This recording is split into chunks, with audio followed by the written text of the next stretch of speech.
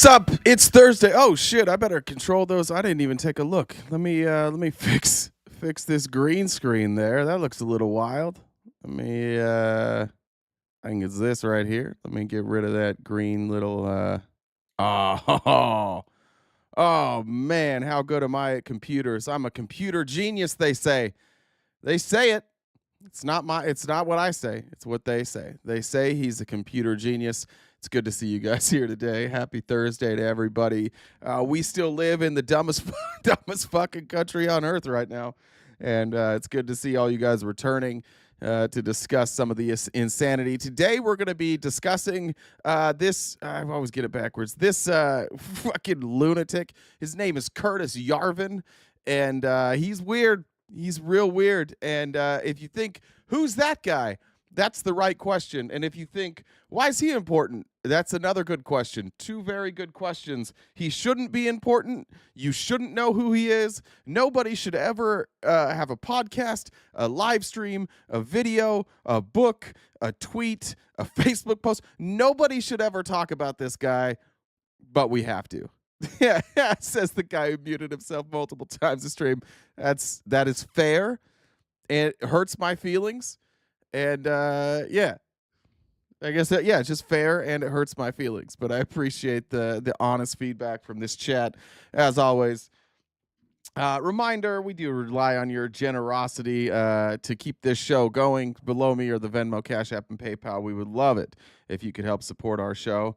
And Katrina's already on it this morning. Katrina's getting things started. Sorry, I just heard my child yell. It might load. Come on, internet.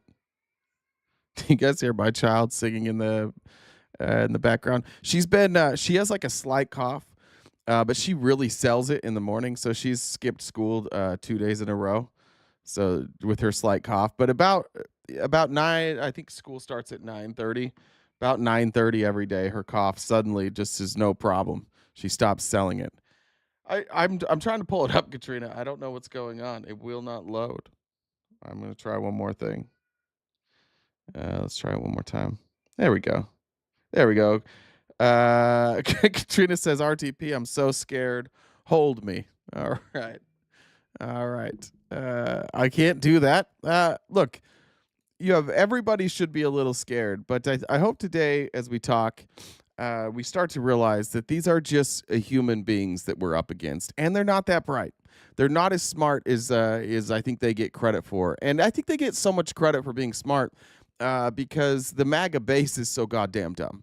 And so they appear to have more power because they've got a following of dummies. And we're going to do everything we can to undo the amount of dumb that runs MAGA. Let me check message from Jen real quick. Okay, Jen, I added the VC. Last minute did the VC.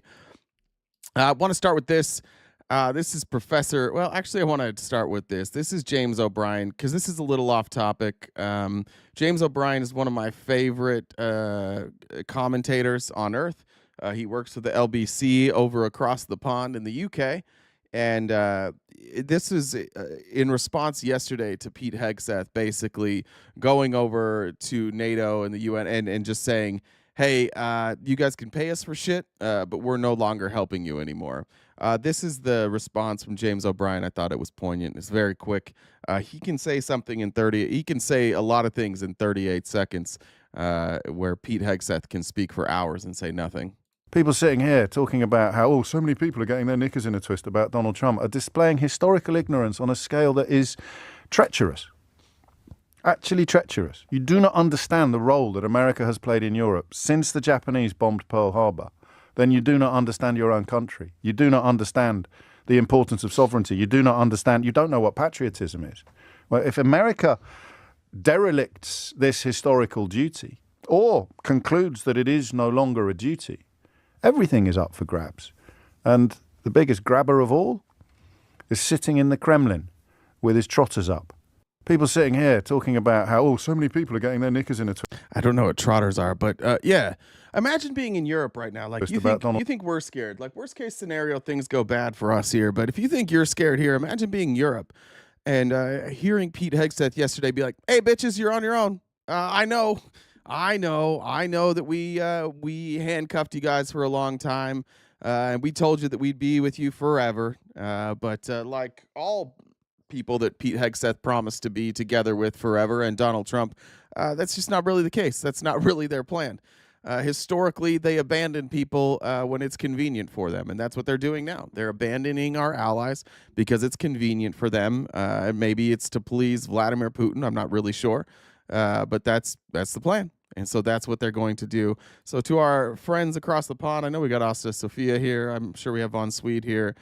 For those of you across the pond, I recognize that American politics don't always affect your life, but they do right now, and I feel for you.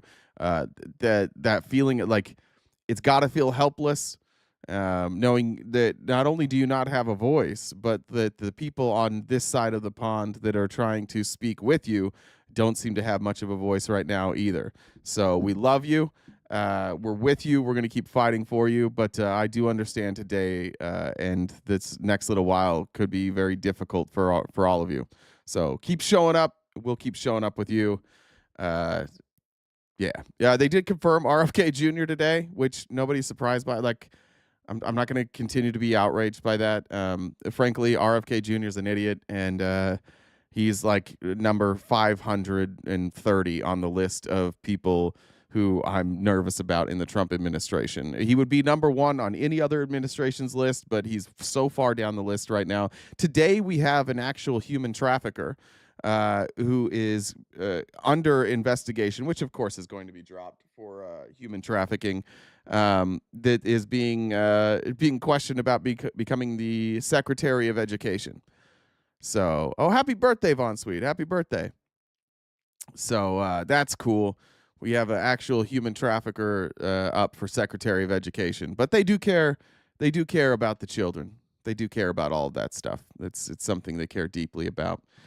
This is Professor Galloway, who is quickly becoming the spokesman for at least the movement that I think we're involved in. I look up to Professor Galloway here. And he's essentially saying, like, it's overplayed now. Like, the fuck around and find out, that was fun for like a week. It's overplayed now. People tune it out.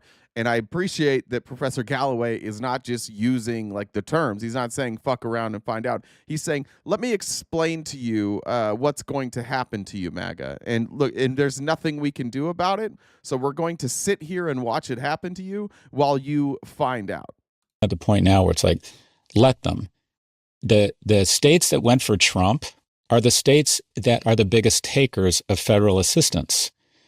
So just see what happens when Veterans Affairs benefits, when we disrupt and shut down those people you can't trust. Okay, let's see what happens to you and dad and your neighbors and what happens in these rural, dark red communities when there is no Head Start. See what happens when you shut down DEI and there is no job opportunity for veterans. Like, I'm at the point where it's like, you know what? You broke it, you own it. You're going to get to find out just how quote unquote incompetent government is. You're going to find out that government is a lot more competent than you had originally thought. And you're going to get a very ugly awakening, in my view. And I'm sort of at the point of, all right, it's time. You really want to see what life is like in these red states, the people who are most rabidly for Trump, who tend to be in rural areas, tend to be, quite frankly, have a larger body mass index, are more dependent upon Medicare, are more dependent on government services. The biggest takers from a state perspective are the ones that went hardest towards Trump, which means when these payments and these programs get shut down, they're the beginning. This isn't going to hurt us, Jess. I mean, we're upset about this because I'd like to think we have some fidelity to America and the Constitution and want to pay back based on the prosperity we've recognized because of this incredible system and rule of law and democracy. But quite frankly, this isn't going to really hurt you or me. We're not, our kids aren't in SNAP. We're not getting Veterans Affairs payments. We're not getting Social Security payments, right? We're not dying of malaria in Malawi or wherever, right? This won't affect us. It's just fascinating. It's ironic that he's saying this. It's true for a lot of people. This may not affect them, specifically those that don't rely on the government for either retirement benefits or disability benefits or SNAP benefits. But ironically, like the people who are fighting for these red states, the people that are fighting for the poorest among us, these red staters are like, fuck you guys, you're leeching off the government. It's like, no, we're not. We're not. We're saying to you that you live in an impoverished area with no upward mobility, and we think you have the right to have food on your table. And so we'll fight for you. Like, New York Democrats, California Democrats, San Francisco Democrats, Philadelphia Democrats, right? Democrats from these big cities who don't have government benefits, right? Who have the privilege of living in a place where they have where they can afford to live, they can afford to go on vacation. Ironically, those are the people standing up for the poorest among us, and the poorest among us are like, you guys are pussies. It's like they're not the one, like they're advocating for you. It's a crazy world that we live in where the people who rely on the government the most are voting for the people who want to take away that the subsidies and the entitlements that they get from the government that's paid for by blue states. And they're like, fuck them libs. Fascinating, though, that the people who I think are about to get the biggest dose of like, wow, be careful what you ask for, are the ones that are most rabidly pro-Trump. So my sense is at this point, as Mel Robbins would say, let them have at it. You asked for it, you got it. Toyota. That's definitely the big debate, I think. Is that a tagline from Toyota? Is that what that was? What was the Toyota? You asked for it, you got it. Is that an old Toyota tagline that I'm unaware of? Amongst people who voted the way that we did, that balance between wanting to live in a society that uplifts everybody, which I feel like is so core to the Democratic Party, and then thinking we are never going to have a reversal of these kinds of electoral outcomes unless there is real suffering. And that feels like a terrible place to be. I don't want to be someone that wishes a bad economic outcome on anyone. I would love a world in which everyone can succeed to the utmost level. But it does seem like there has already been a bit of this, I don't want to go as far as saying buyer's remorse, but you're seeing these videos coming up on TikTok. I don't know. There's a farmer who relies on this cost-sharing program that gets funded through the inflation. Remember we played that video? It was the farmer and his wife who they grow wheat, and they take the excess wheat because like the people in Kansas can't eat enough wheat that they grow, so they take that excess wheat and then USAID buys it, and then they give it to impoverished nations across the world. That's what if you remember that video, I think it was 2 days ago. Yeah, Tuesday. So if you missed Tuesday, you can go back and watch that video. Reduction Act that has been frozen and gone away, and he's talking about potentially losing his farm. I wanted to start off by saying I did vote for Donald Trump. We are possibly going to lose our farm if NRCS doesn't hold up their contract with us on the EQIP program. So the reason that they're not able to hold up the contract is our EQIP program, which is cost sharing on fences, waters, a well, and some seedings, was funded by the Inflation Reduction Act. Because of the executive orders, there's a pause or a freeze on the funding through the Inflation Reduction Act. He was someone who voted for Trump. Yeah, that guy's who just said that? Nunya. First of all, Nunya, thanks for the gifted subs. I appreciate that. That dude is getting lit up on TikTok. Everybody and their mom is like making a reply video. I don't think that, I'm certain that person has never been duetted as many times as they have been on TikTok. They are not having a good time on TikTok. Asa Sophia, our friend from across the pond, thank you for the donation, said, still speechless about how Pete Hegseth talked in NATO. Keep tuning in for you to ease my soul. Thank you so much. Yeah, I just don't. I can't imagine how that feels for you guys, to be honest. That a lot of times we feel hopeless, and I can't imagine being NATO Europe right now knowing, the one thing that kept Russia from taking us over is like, yeah, fuck you guys. Katie Britt, the senator from Alabama, is out there talking about how we can't have the NIH go away. The new policy of getting indirect costs down to 15%, which will basically mean that we have to shutter labs that are saving us from every disease under the sun and are a huge economic boon for the country. I was astounded to see that for every dollar that we put into society. Yeah, did Westmoreland wind up, Will Westmoreland wind up talking to that guy? I saw Will put up a video. I love Will. Look, Will's not going to be like a massive success on TikTok because he's too intelligent and he's too thoughtful. Like he doesn't put out anything that's like disparaging, but I did see his response video where he basically said, "Hey, I'm a farmer. You're a farmer. We probably disagree. Like, let's have a talk. Like, here, my DMs are open. Here's my email. Here's how you get a hold of me." I really appreciate people like Will Westmoreland right now.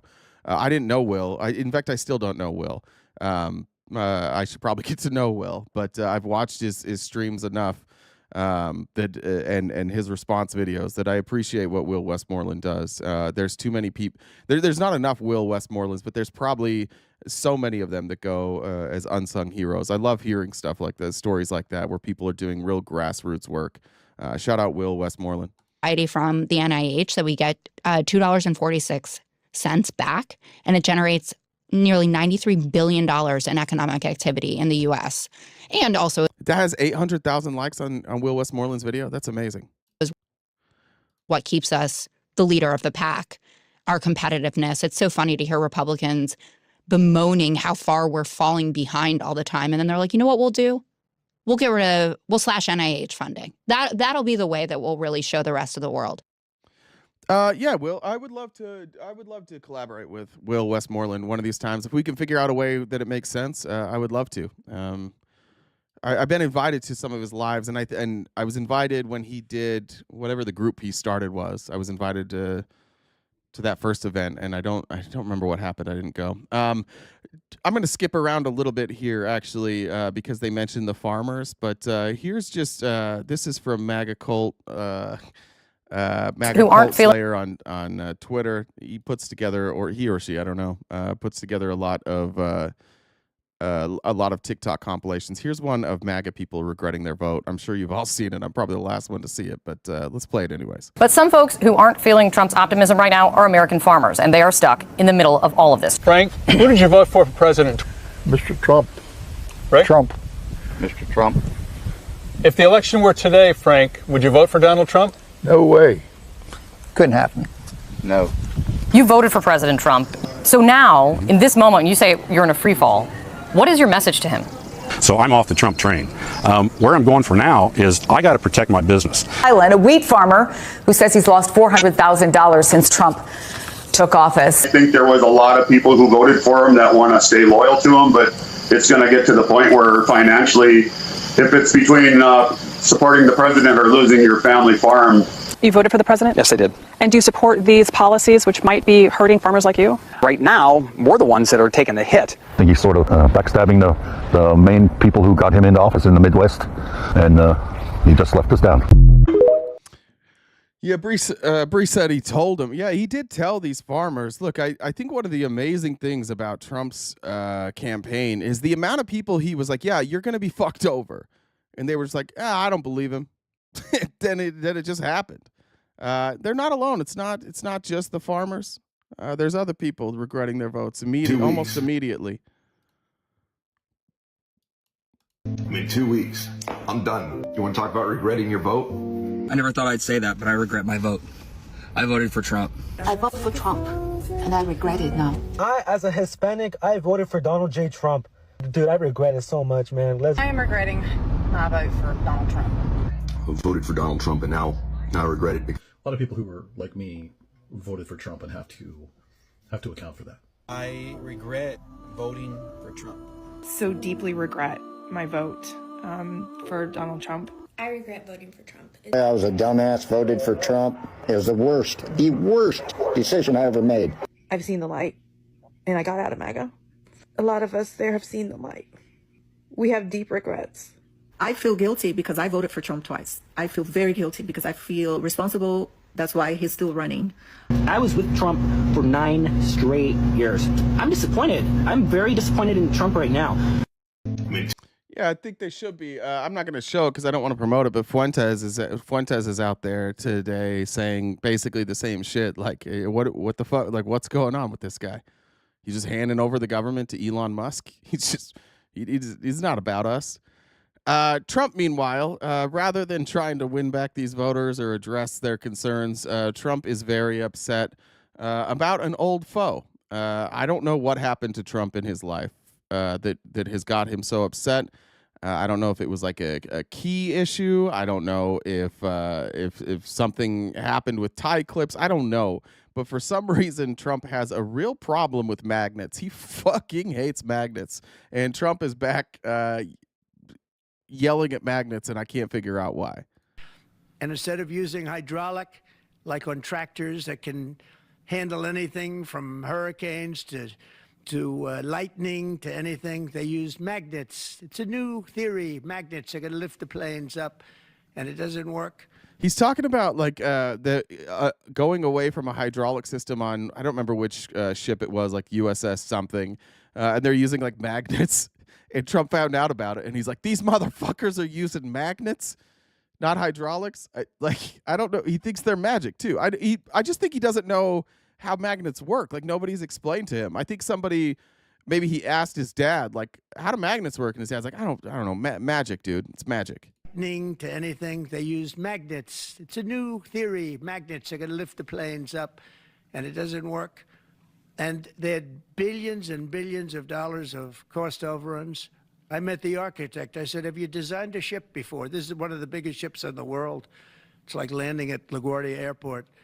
But that'd be a big you ship. look at the kind of waste, fraud, and abuse that this country is going through, and we have to straighten it out. We have great... What is he talking about? What is he talking about? You talk about waste, fraud, and abuse. Magnets.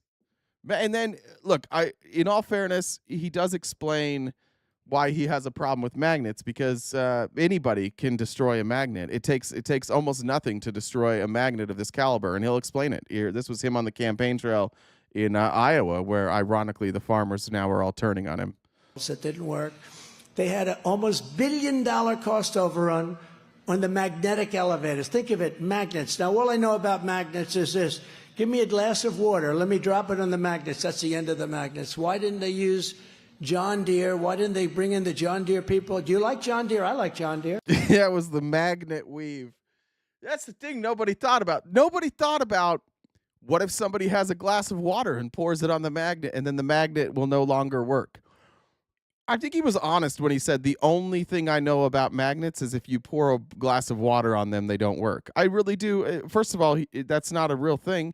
And secondly, that I do believe that's the only thing he knows. Like, yeah, let's ban Velcro. We got to get rid of Velcro. Fuck Velcro. Kettleman said only huge problem. Oligarchs blame government and get more support. Yeah, absolutely. All right. This was interesting. This is let me get this creator's name here. This is Whelmed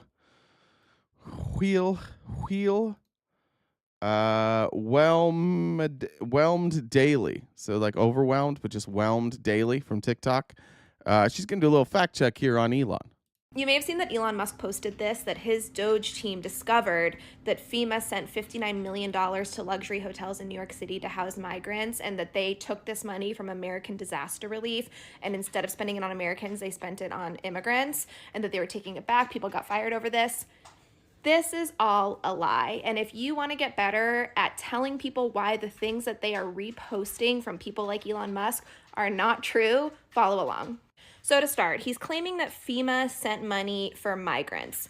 FEMA, like every organization that is given money by the government, has very strict rules of how they can spend money. So I'm already suspicious of this. Let me look it up. So I want to know, what are some FEMA programs for migrants? And this is what I see, the Shelter and Services Program. Let's click on that. So I click and see that this program was passed by Congress in 2023 under the Consolidated Appropriations Act, and it's to provide shelter and related activities to non-citizen migrants. So there's Musk's first lie. He's claiming this money is being spent on illegal migrants and on illegals, when it's not. It's being spent on non-citizen migrants, and non-citizen migrants are someone who are here legally. So that would include people like who Donald Trump is advocating for get temporary protective status here, or TPS, in the United States. He's advocating for temporary protective status for those poor South African landowners who stole all the land from the people in South Africa and now are being, in some cases, forced to give some of that land back, or the temporary protected status that he gave to people from Venezuela. These are all people who, for whatever reason, whether it's under TPS or another reason, they are a non-citizen, but they are here legally. So Elon, as per usual, is lying. And the thing that's hard about combating all of this is that there's so many people who are just saying, I trust Elon. I just trust him. And so it doesn't matter. They'll never see this video. If they saw this video, they'd be like, oh, well, he was probably just wrong about this one thing. And that's why it's important for creators, including Whelmed Daily and anybody, any of you. It's important to flood the airwaves with this stuff. I know that, like, we don't want to be annoying, at least for me, like, I don't know if everybody has this personality trait or not, but like for me, I think often, or at least when I used to have my own personal social media, which I don't have any personal social media anymore.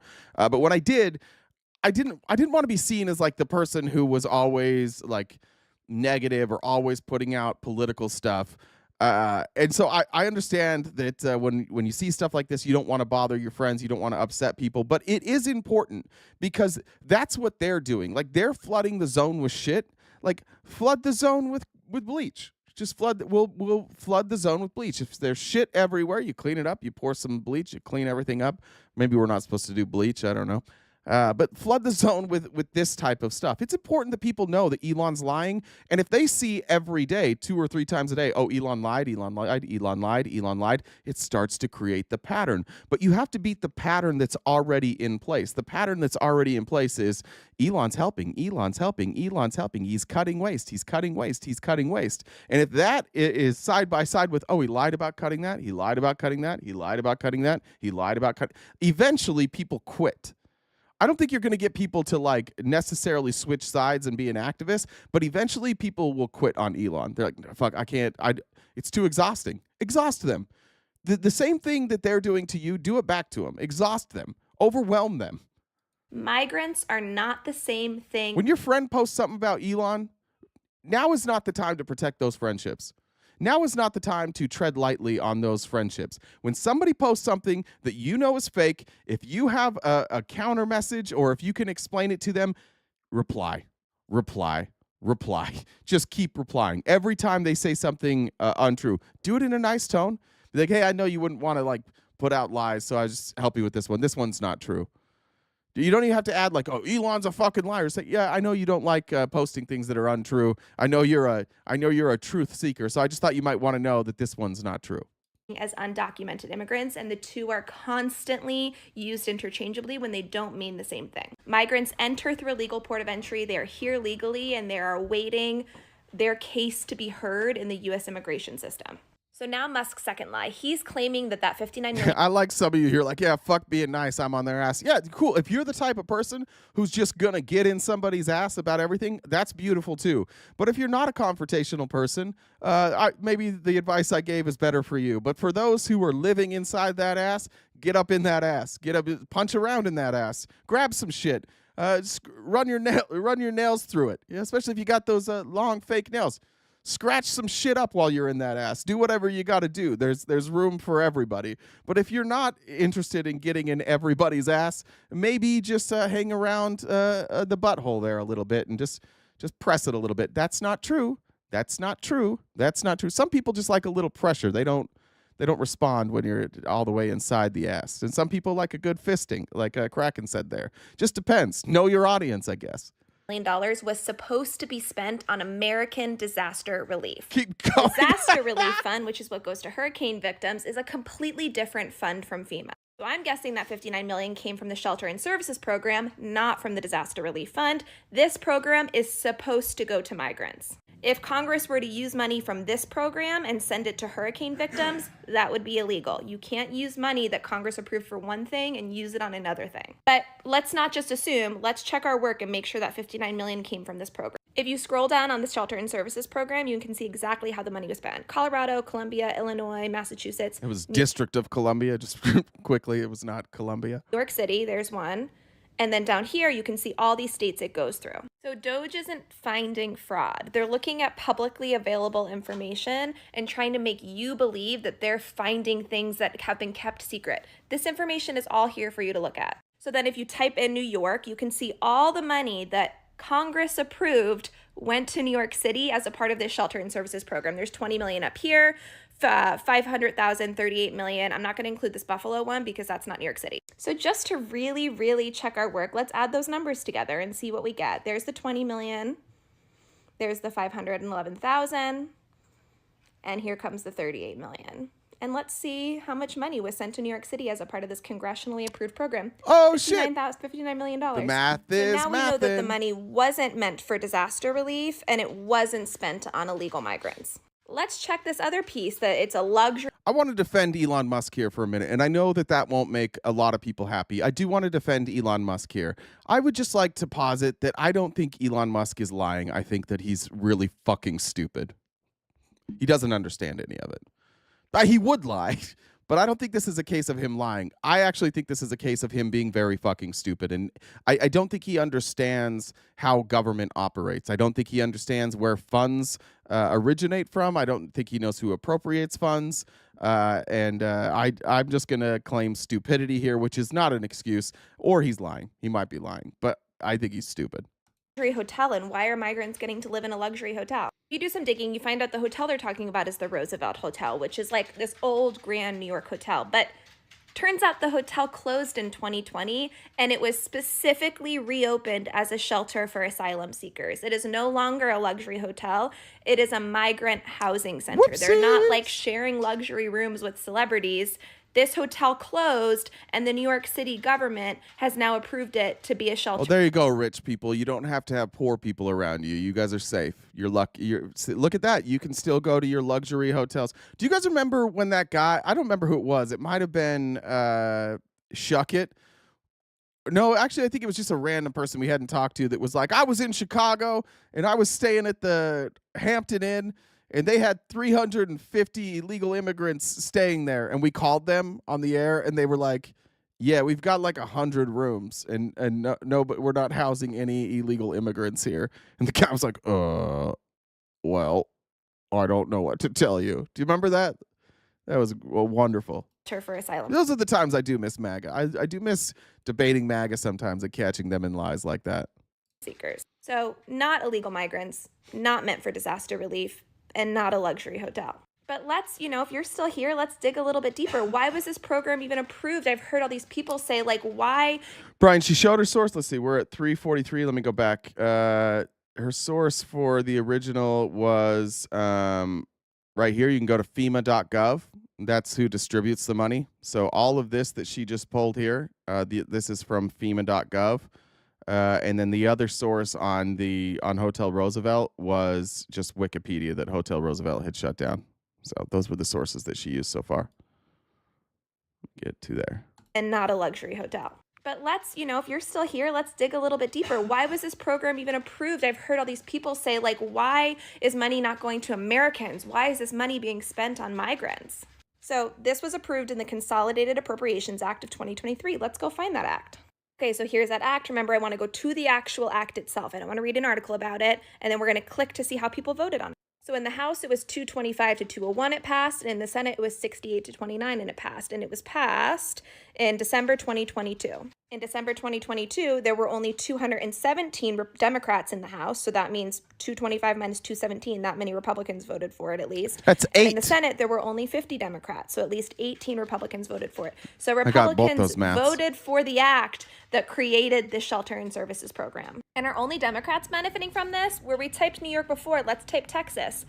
Oh, look, red states are also benefiting from this program. And if you're like, okay, well then more money needs to be put into the disaster relief fund to help hurricane victims, let's look at how they voted. 100 Republicans voted against giving more money to hurricane victims. Whoopsies! Because we believe in showing our work. The FEMA Management Disaster Relief Fund, this is from that bill I just showed you, may be apportioned, may be given money up to the rate for the operations necessary to carry out response and recovery activities. So we will give FEMA the money they need to carry out the response and recovery that they need. This was after the hurricanes this year, and 100 Republicans voted against it. All right, we'll cut it there. I just want to point, like, this is what Republicans do. They do not care about poor people. They cut funding for poor people, people in need all the time, and then they blame Democrats for everything. They're like, oh, Democrats aren't taking care of the poor people. Democrats aren't taking care of the people in North Carolina. No, Democrats are always the only ones that are doing it. Republicans, all they ever do is cut funding for poor people in favor of the rich. I'm going to get to the new budget that that Republicans are presenting now, and guess what?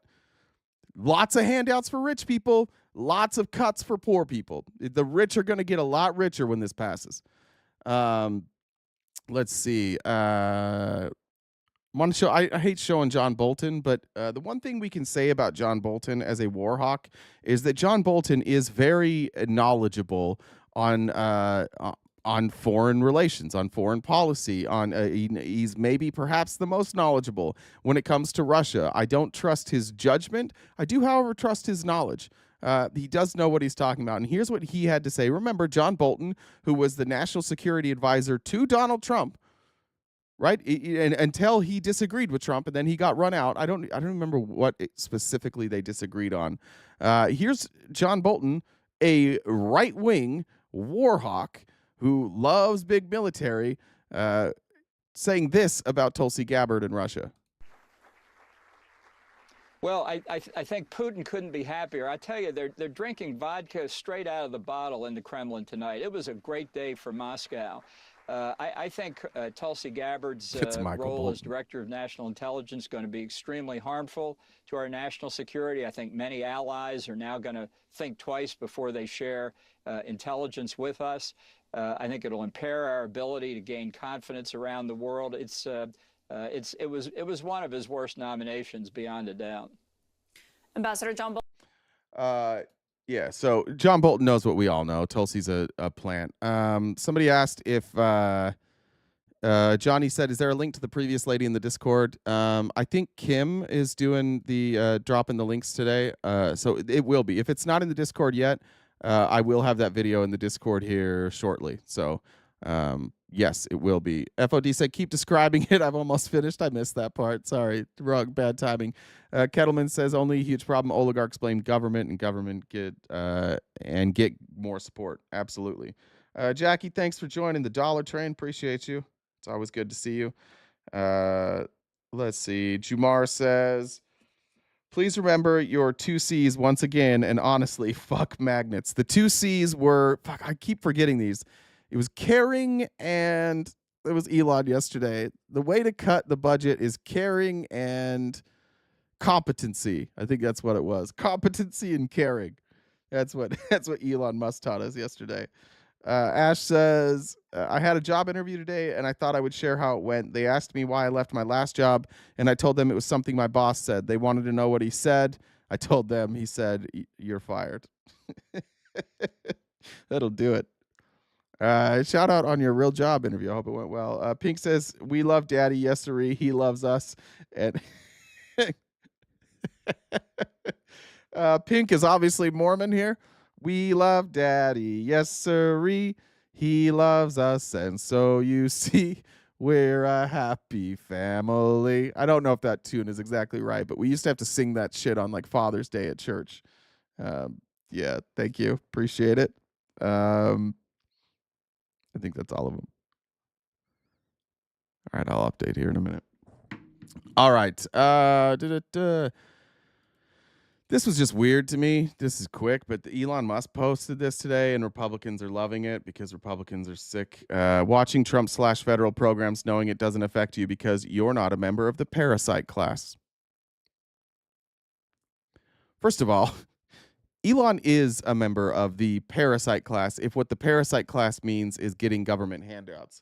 But he doesn't view himself that way, and either do Republicans. They only view poor people as the parasite class. He's doing actual class warfare right here. We're doing actual blame the poor people for all the problems in our country. That fucking crazy.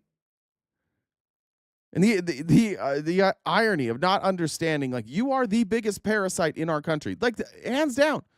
There is nobody that is more of a parasite and leeching off of our government than Elon Musk. And he has the audacity to blame poor people. Brilliant. Or woke people. There's Curtis Yarvin again. It's good to see Curtis Yarvin.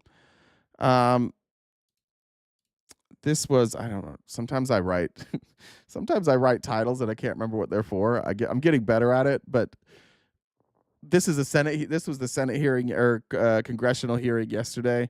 I wrote, does anyone know what Elon Musk and the Titty Milk Boys are doing? And that's all I have for reference, and I've already forgotten who's speaking here. So that's what you have.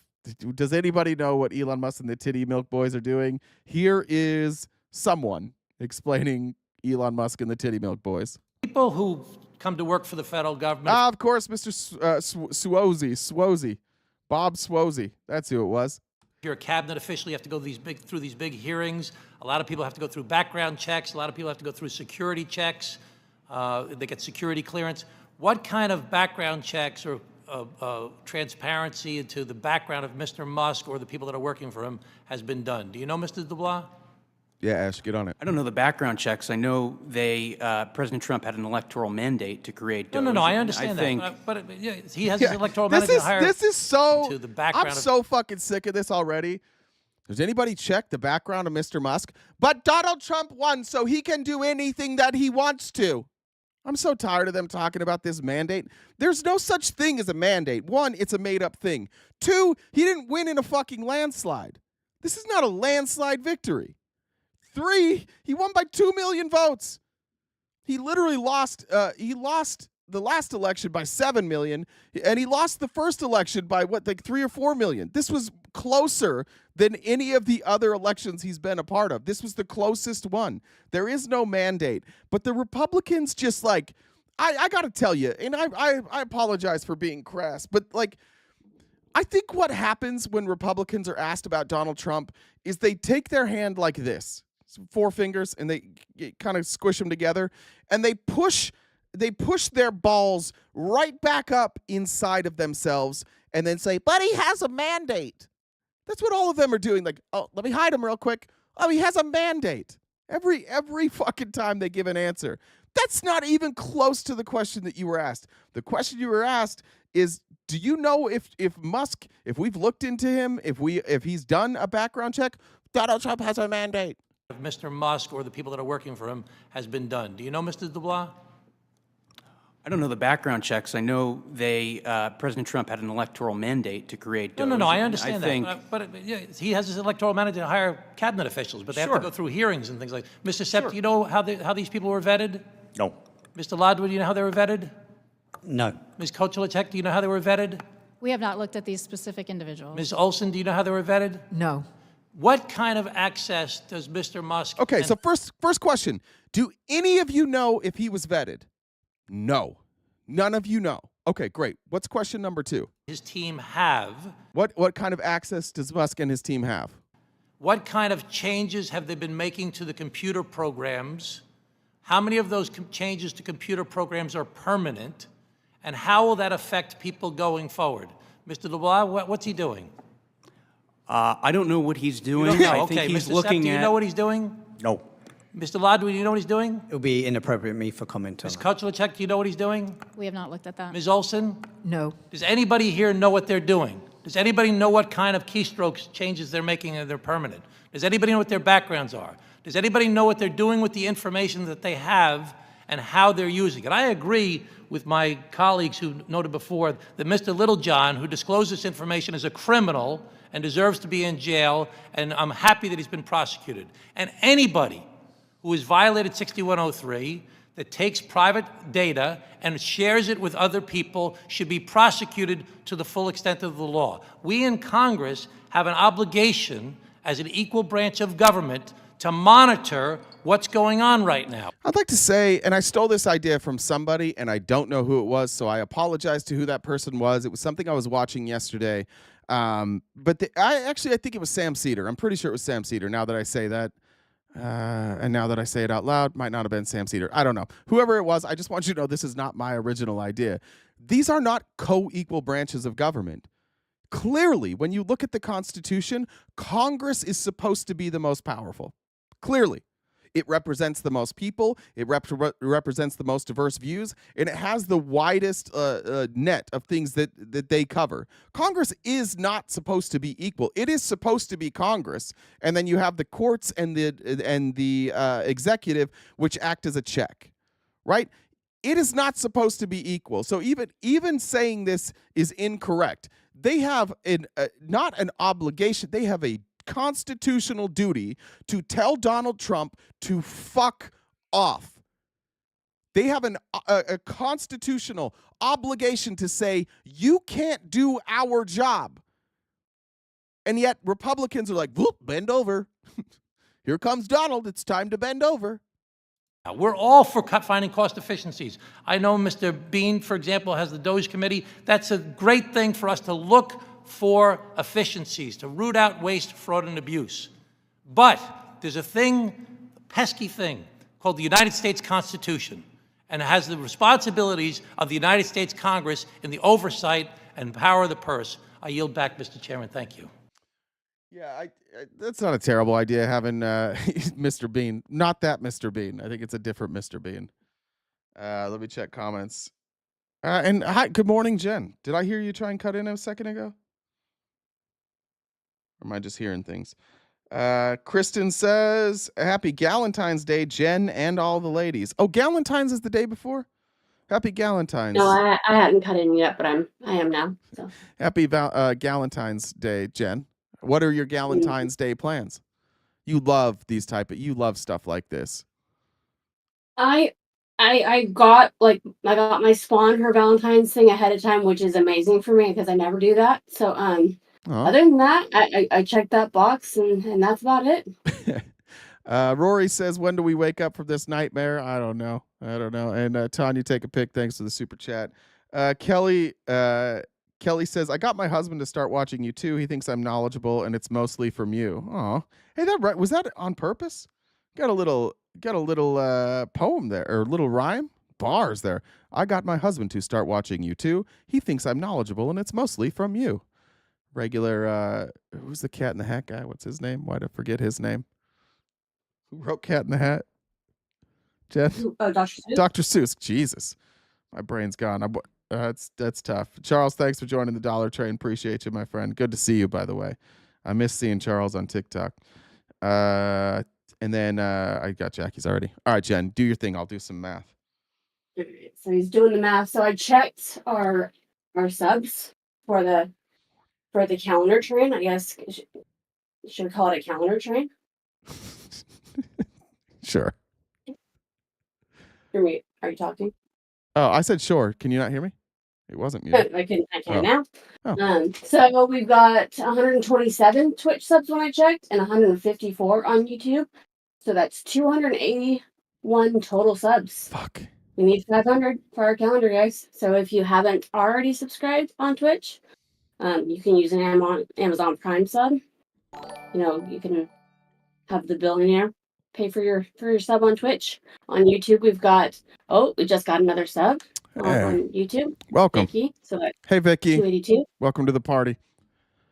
Guys, so 500 would get our calendar. Let me just say, subbing's easy. And if you guys don't like, if you don't like that we have to stop all the time and do donations, sub. The more subs we have, trust me, we don't want to do this forever. We don't want to ask for donations forever. So how much is a sub? How much does it cost? Thanks for the sub. Thank you. I think the lowest one on YouTube is $2.99. What is it on Twitch? If you do it through your Amazon Prime sub, it's free. What is it if you don't? I don't know. I haven't actually checked that one. Don't know. We both don't know. Yeah, there you go. I don't think I set up any other paid subs that way. I probably need to put that we're being on told $7.99. $7.99 is what it is. $7.99. Okay, I can double check on that one for sure. So yeah, once we get there, we can get that calendar going. So that's exciting. Let's see what else we got. So that's 246 left in our gift goal. Yes. Okay. So we wrap up typically around 1 o'clock Pacific time each day. So we've got 2.5 hours. I don't know why I struggle with that math every single time. I try to maybe I need to come up at different times so I can get the math right. Math is not my strong suit, just so you guys know. That's right. Torture is her strong suit. What is it? Torture? I think that's yes. I'm very good at that one.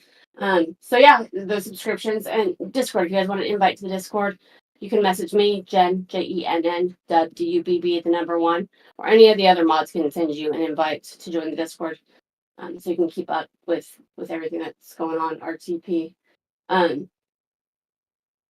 Another life tip: if you give a man a match, he'll be warm for a few hours. Set a man on fire, and he'll be warm the rest of his life. First of all, shout out to somebody who's warm for a few hours with the match. Well done. I don't know. That one wasn't fantastic, but I just went with it. So I haven't lit a fire for like 4 days. It's time for that. Makes me want to go light a fire. Thank you, Jen. I appreciate that. That's a good reminder. Yeah, just go set yourself on fire. Thank you. Satundar Scare. Thank you for this the sub there. Send Tunderscore. Appreciate it. Look, Swozy there, he may not have known what Elon is doing, and none of those people at the hearing might have known what Elon was doing. But if anybody knows what Elon's doing, it is the folks over at Fox News. So they've got it figured out. But the real issue here is that he's talking a big game about transparency, but he's not being transparent himself. This idea that Elon Musk shouldn't have to do financial disclosures like everybody else who's working in the government is ludicrous. They're the New York over Times, the Doge they're not. website. No, well, also when you pull it up, it's empty right now. And President Trump said yesterday, "Oh, well, he doesn't." I love when somebody challenges Tarlov. It's on. They have a website. Yeah, it's empty. Oh, okay. Well, it was written down on my paper that it's on the website, and I don't check any of this stuff. Do you know how sometimes I just wish that I would have stayed conservative? Do you know how easy it would have been to just like show up with a script every day and say the same shit over and over and over again? And like, you don't have to learn anything new. In fact, it's better for you if you never learn anything new. That's best case scenario for a Republican. Like that, how the hell do you think Jesse Waters has got to his position? He didn't learn anything new ever. He just recycles jokes from 30 years ago and never admits that he's wrong. And Republicans are like, I fucking love that guy. To do it. Caroline Levitt has said he doesn't need to do it. The New York Times is reporting that at least 11 of the federal agencies that they have gone after have open complaints, over 32 open complaints into Musk's businesses. That's okay. This is the part that I think maybe we're missing in the messaging. There are 11 agencies that are being shut down by Elon Musk who are investigating Elon Musk. I don't care. Like, don't let Republicans get away with that. Don't even let them say I don't care. Nobody should even. Oh, I don't care. They were corrupt in ways. No, you don't get to say that. You do care. You absolutely do care. You just don't want to be wrong. You do care about this. Republicans do. Nobody wants to live in a corrupt country. Nobody does. None of your Republican friends, if you have them, your Republican parents, your Republican uncles, Republican aunts. Republican aunts. Nobody wants that. They just would rather not admit that they're wrong. So like the desire to not be wrong is higher than the desire for them to not live in a corrupt country. But we have to stop letting them get away with this. They put somebody in charge of shutting down agencies that are investigating them. And that helps that helps absolutely nobody. In fact, it hurts, specifically with the Consumer Financial Protection Bureau. You'll notice they all say CFPB, and I've been saying it too. I've been corrected on that. Consumer Financial Protection Bureau. Consumer, that's you. That's you. Financial, that's money. Protection, that's what they're offering you. Bureau, that's the group. There is a group that is offering you protection financially as a consumer. And Elon Musk, who is the person selling to the consumer, the person who wants to develop payment apps on X and wants to start processing payments, that person is getting rid of the agency that is meant to protect you. And Republicans are like, I would much rather just trust Elon than have any sort of transparency and protection. Just, here you go, Elon. Do something good with this, please. Don't the American people deserve to know? He has tens of billions of dollars in government contracts. Thanks, Steph. Welcome back. I did figure out the TikTok thing. I'll explain that in a sec. You are the Doge master. Then open up your own books. That's part of the federal government. They are spending money on Elon Musk Rich, and all of his technology. But the real Yeah. Rich, jump in here. What do you say to that? Tell us why we shouldn't care about transparency. Rich, tell us why everybody should be transparent except for Elon Musk. Please, Rich, please come in here. I did figure out what's going on with TikTok, by the way. I do think we'll be back on TikTok in like 2.5 more weeks. So when you use Streamlabs, which is what we use to broadcast to simulcast to Twitch and YouTube and TikTok, to go through TikTok, you have to get permission. When you've been banned, when you've got live access banned from TikTok, they won't give you access to third parties like Streamlabs for 30 days. So if you get a 7-day ban on TikTok, you get 30 days from Streamlabs. So I have two options. I can either stream from TikTok Studio and not stream on YouTube and Twitch, or I can just stream on YouTube and Twitch. And so that's what we're going to do, because fuck TikTok. FOD says, about the CFBP, Consumer Financial Protection Bureau, they say that stupid people deserve to get ripped off. How do I answer that? They're the stupid ones getting ripped off. That's how you answer it. Thanks for the sub. Like, they don't really believe that, first of all. But yeah, they're the stupid ones. Just say, okay, cool, so you're stupid. Great. I'll stand up for them. That's a crazy... Nobody actually believes that, though. Nobody believes stupid people deserve to be ripped off. They don't actually believe that. They just don't have an answer. And so they're like, oh, well, since I don't have an answer and Elon's on my team, I'm going to say, oh, it's dumb people that get ripped off. Yeah, how did you feel about... Ask him about the 2008 financial collapse. Ask him about that.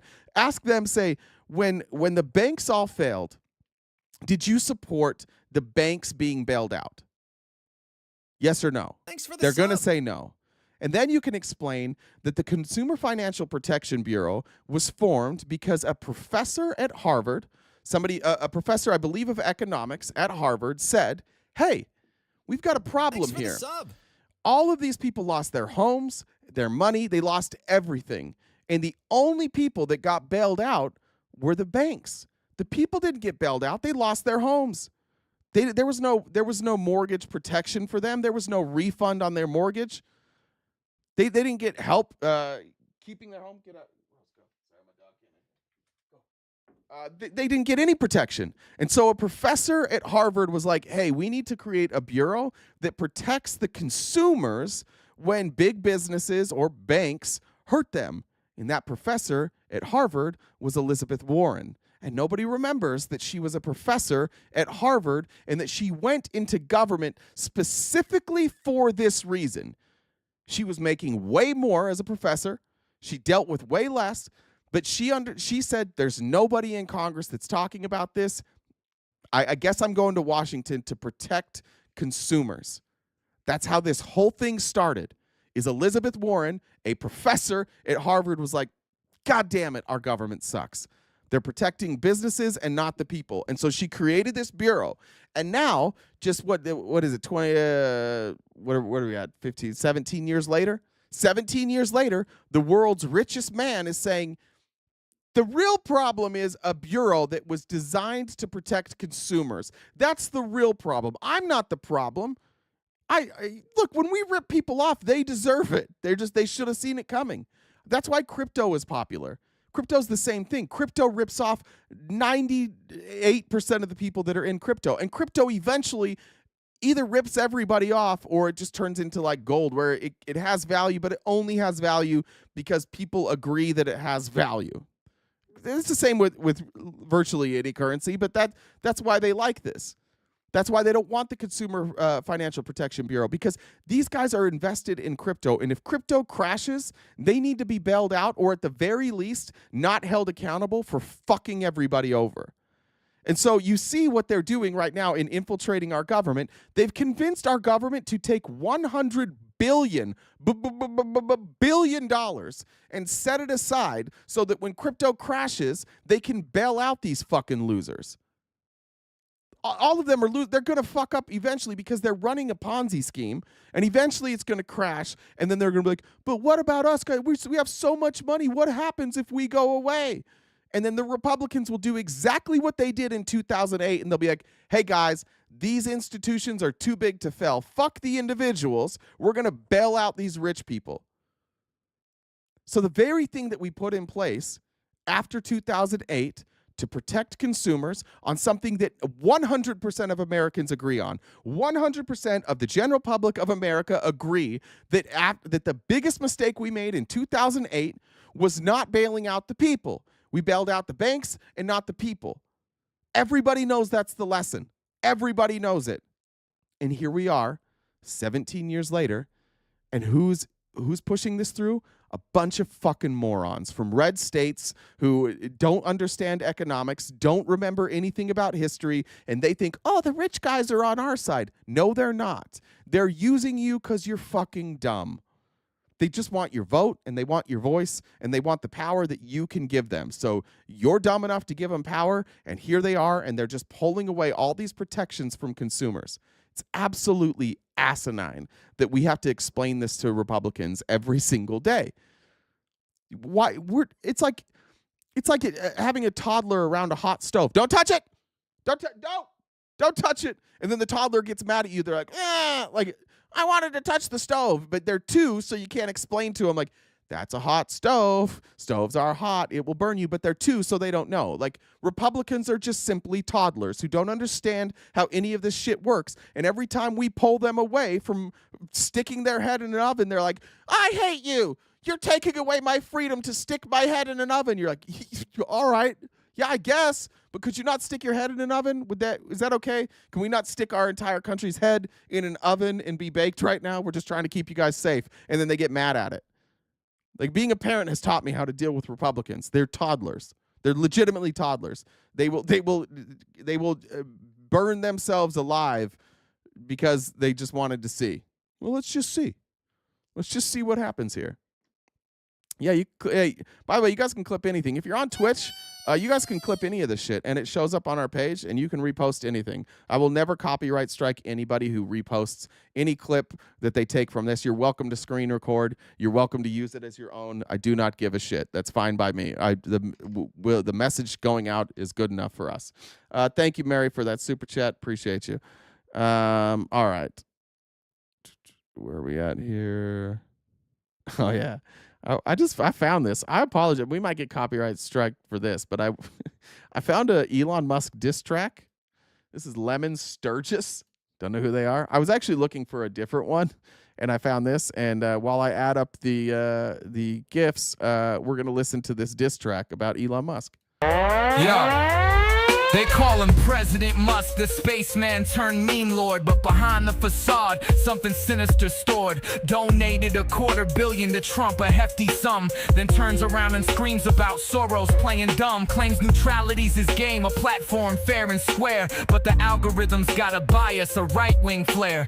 He boosts his own tweets, a digital narcissist dream. While others' voices fade, lost in the content stream. Blue check marks for sale, a status symbol skewed. Bought mostly by the right in a controversial feud. Their replies amplified, a chorus of the same echo chamber fortified. A rigged and twisted game, a self-proclaimed free speech absolutist, a warrior bold. But when Turkey and India call, his principles get sold. Censoring content, bowing down to their demands. The so-called champion of liberty tied by authoritarian hands. Now he's stripping check marks from those who disagree. On immigration, a blatant hypocrisy. Claims to be a moderate, a centrist in the fray, but his actions and affiliations, they lead us far astray. Join Trump in saying cats and dogs are getting devoured. Echoed Eric Hove on Wisconsin getting dour. Casting doubt on valid votes, spreading fear and lies, undermining in democracy right before our eyes. Wants the Department of Education completely erased, ignoring the future that our children have embraced. Called for a king, unelected and unchained, to dissolve a parliament democratically ordained. The Consumer Protection Bureau he seeks to dismantle too, leaving vulnerable consumers with nothing left to do. An Alex Jones style feed he curates with delight, while truth and factual reporting vanish in the digital night. Imprison Fauci, his rallying cry, a vengeful bitter plea, while white supremacist whispers find a home in his decree. Accurate news, a treasure lost, obscured in his haze, as Musk's chaotic reign unfolds in a bewildering maze. That's pretty good. Honestly, it's pretty good. This is Lemon Sturgis. Yeah. They are aspiring digital strategist and future POTUS. That's who posted it. I don't know if it's theirs. That's where I found it, though. So I apologize if that's not Lemon Sturgis that did that. That's good. Yeah, I thought it was pretty good. Like, a lot of that stuff's cheesy. I think if you're a Republican, you'd say that was cheesy. It beats what was that? What was that dumbass's name? Heart disease. What was his name? Forgiato Blow. That's what his name was. Forgiato Blow. It's a real rap name. Better than that. Didn't have to hear Ben Shapiro or Roseanne Barr out there. That's pretty good. Caroline Leavitt accidentally yesterday, and this, show this to your Republican friends. This is Caroline Leavitt explaining what she and the Trump team view this entire country as is his world, his dictatorship. She's going to go over some of the spending, and I want you to hear her justification for why this spending should be shut down. As a reminder, these are congressionally appropriated funds from Congress in their last session. So this stuff, like, Trump had no ability to stop any of this. And he doesn't get a say in any of this. These are congressionally appropriated funds from before he was president. As for the actual receipts, we are happy to provide them, and I actually brought some today because That cross gets bigger every time. She's like Pinocchio with the cross. Every time she lies, that cross gets a little bit bigger. And I brought a printout. So proud. all of you know I love to bring the receipts. We have contracts upon contracts that we can send and provide this information to you. Let me be very clear. We are not trying to hide anything. We have been incredibly transparent, and we will continue to be. These are screenshots of contracts that DOJ found across our government. This is a DEI contract, $36,000 for U.S. citizenship and immigration services. That is against the president's policies. The what? That's against the what? Oh, the president's policies. But Congress appropriated it. And can Congress do things that are against the president's policies? Just out of curiosity, does anybody know? Is Congress allowed to do things that don't align with the president's policies? Oh, they can? Okay, cool. So you're talking about a dictator. So the receipts that you're bringing here are dissenters? Is that what these are? Because certainly this isn't a waste, fraud, and abuse. This is just people who have a different opinion than you, who appropriated funds correctly through Congress. In his America First agenda. This is a $3.4 million contract, a Council for Inclusive Innovation at the U.S. Patent and Trademark Office, Department of Commerce. I love it. Listen to what she says, like the tone. Listen to the words, though. Like, what is she saying here? Council for Inclusive Innovation at the U.S. Patent and Trademark Office, Department of Commerce. They said inclusion, these dirty motherfuckers. Inclusion? Can you believe it? They said inclusion. Oh my God. Oh my God, you said inclusion? How did this get passed? We must take this down now. Bro, the hysteria around, ironically, it's the same people who are like, you can't tell us what pronouns to use. Now you're like, don't say inclusive. If you say inclusive, you get no funding. Commerce, another DEI contract that DOJ identified. I can continue to go through these. Please. Oh, I love this one. $57,000 for climate change in Sri Lanka. Oh no! Oh no! Not climate change. What are we gonna do? They're spending money on climate change? No! What is this doing to continue the interests of the American people? Good question. We want to fucking live. And for those of us that have children who hopefully outlive us, we would also like our children to live. And if our children have children, we would like them to live. It's just, that pesky whole we want to be alive shit. Yeah. How does this benefit us? It benefits us because we want to be alive. Being alive is cool. Absolutely nothing. As for the actual... Yeah, look, they're just openly saying it now. Everything is bad that doesn't go along with Trump's agenda, and you're not allowed to do anything without Donald Trump's permission. It's fucking... Tizzy Ent on that video showing Elon's kid, like, talking shit to Trump. He kept calling Trump... he kept calling it the cuck chair. Yeah, like they all just want to be in the cuck chair. They're all so mad that the cuck chair only fits one person.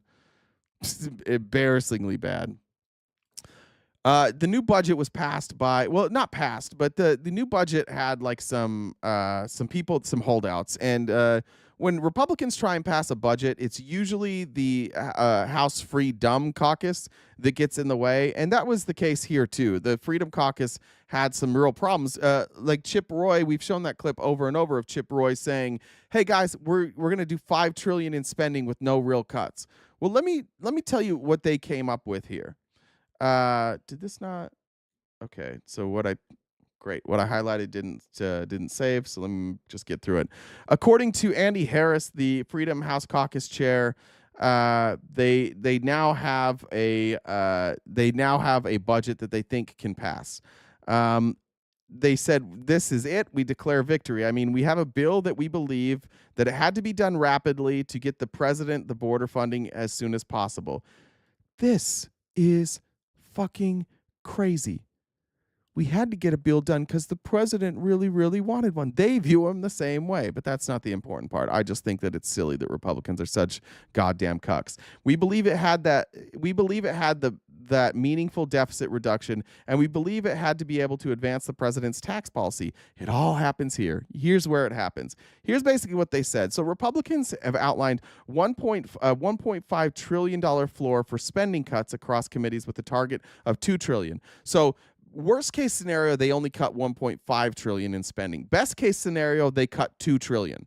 So there's this $500 billion wiggle room for cuts that they can propose. However, there is a $4.5 trillion cap on the deficit impact Republicans plan to extend Trump's tax cuts. Okay, so $1.5 trillion in spending. Do the math with me.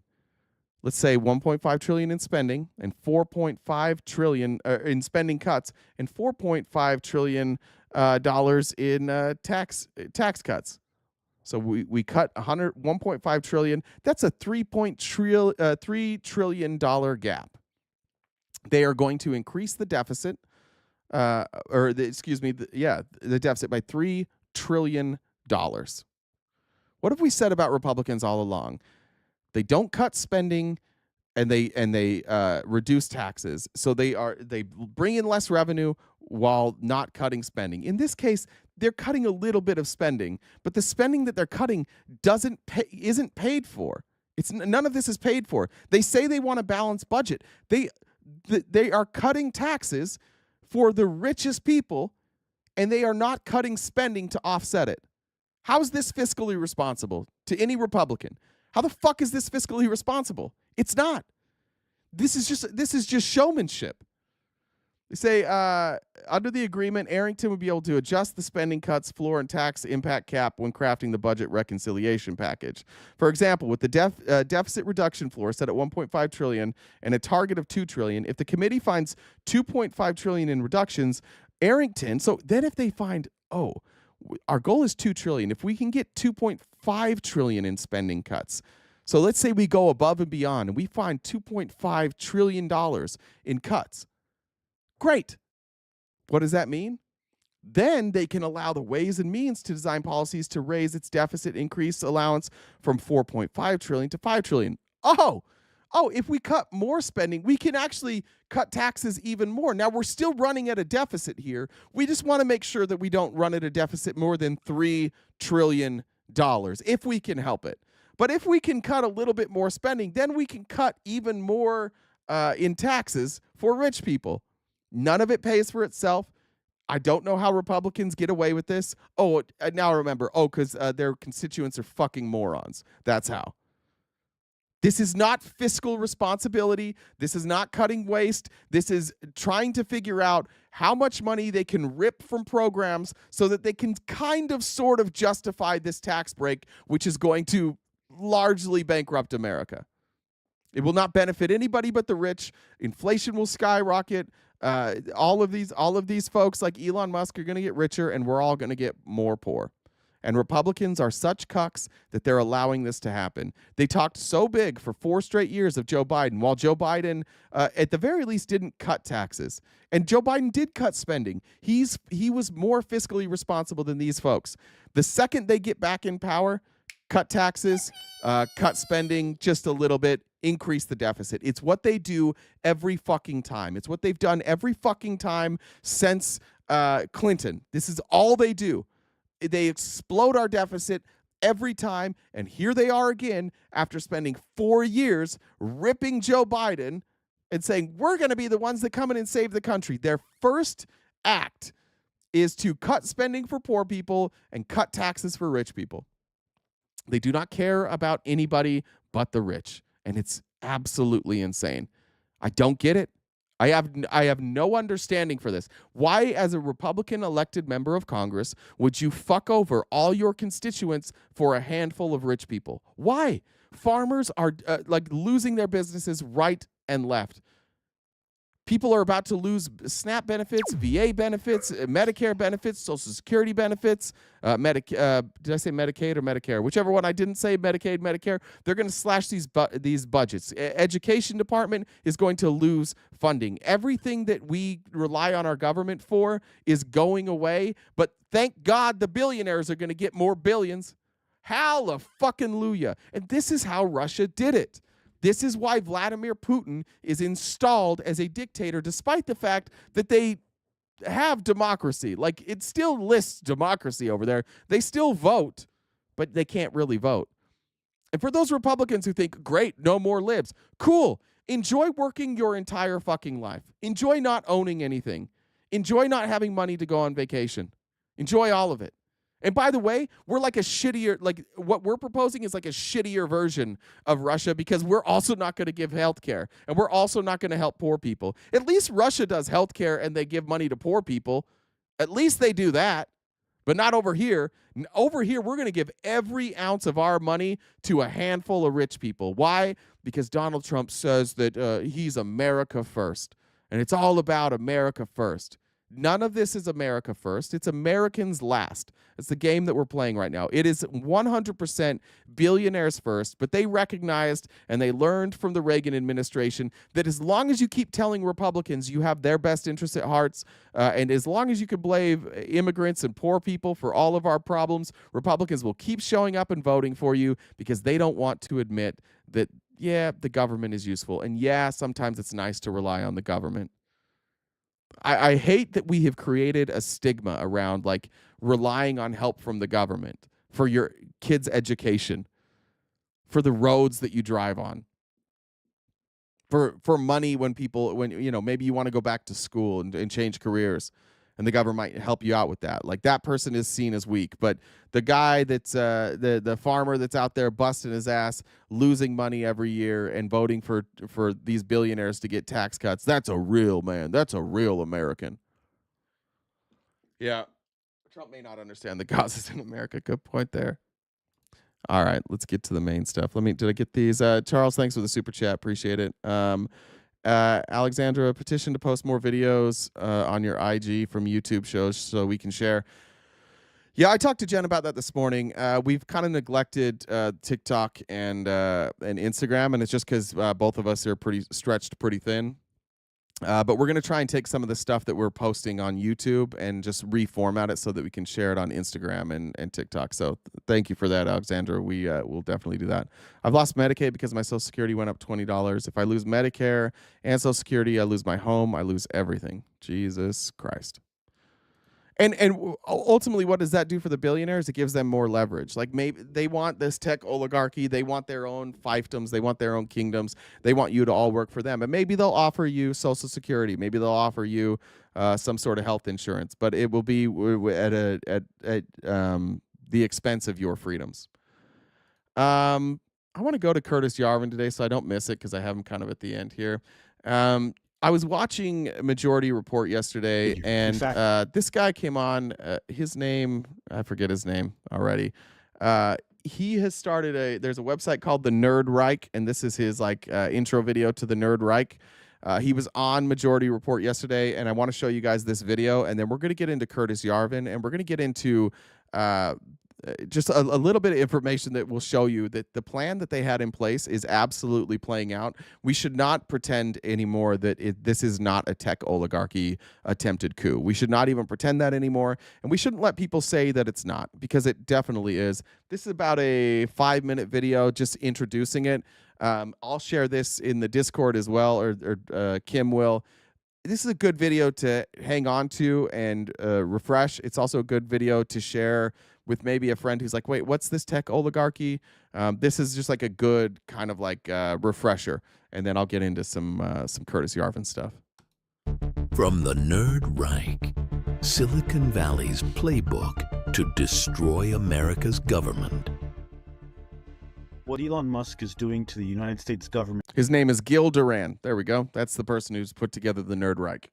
Today seems like chaos, but that chaos is actually part of a plan, one that's been an open secret for years. It was created by some of Silicon Valley's elite, and the goal of the plan is to destroy American democracy as we know it, and quickly. And that blueprint, right now, is being followed step by step.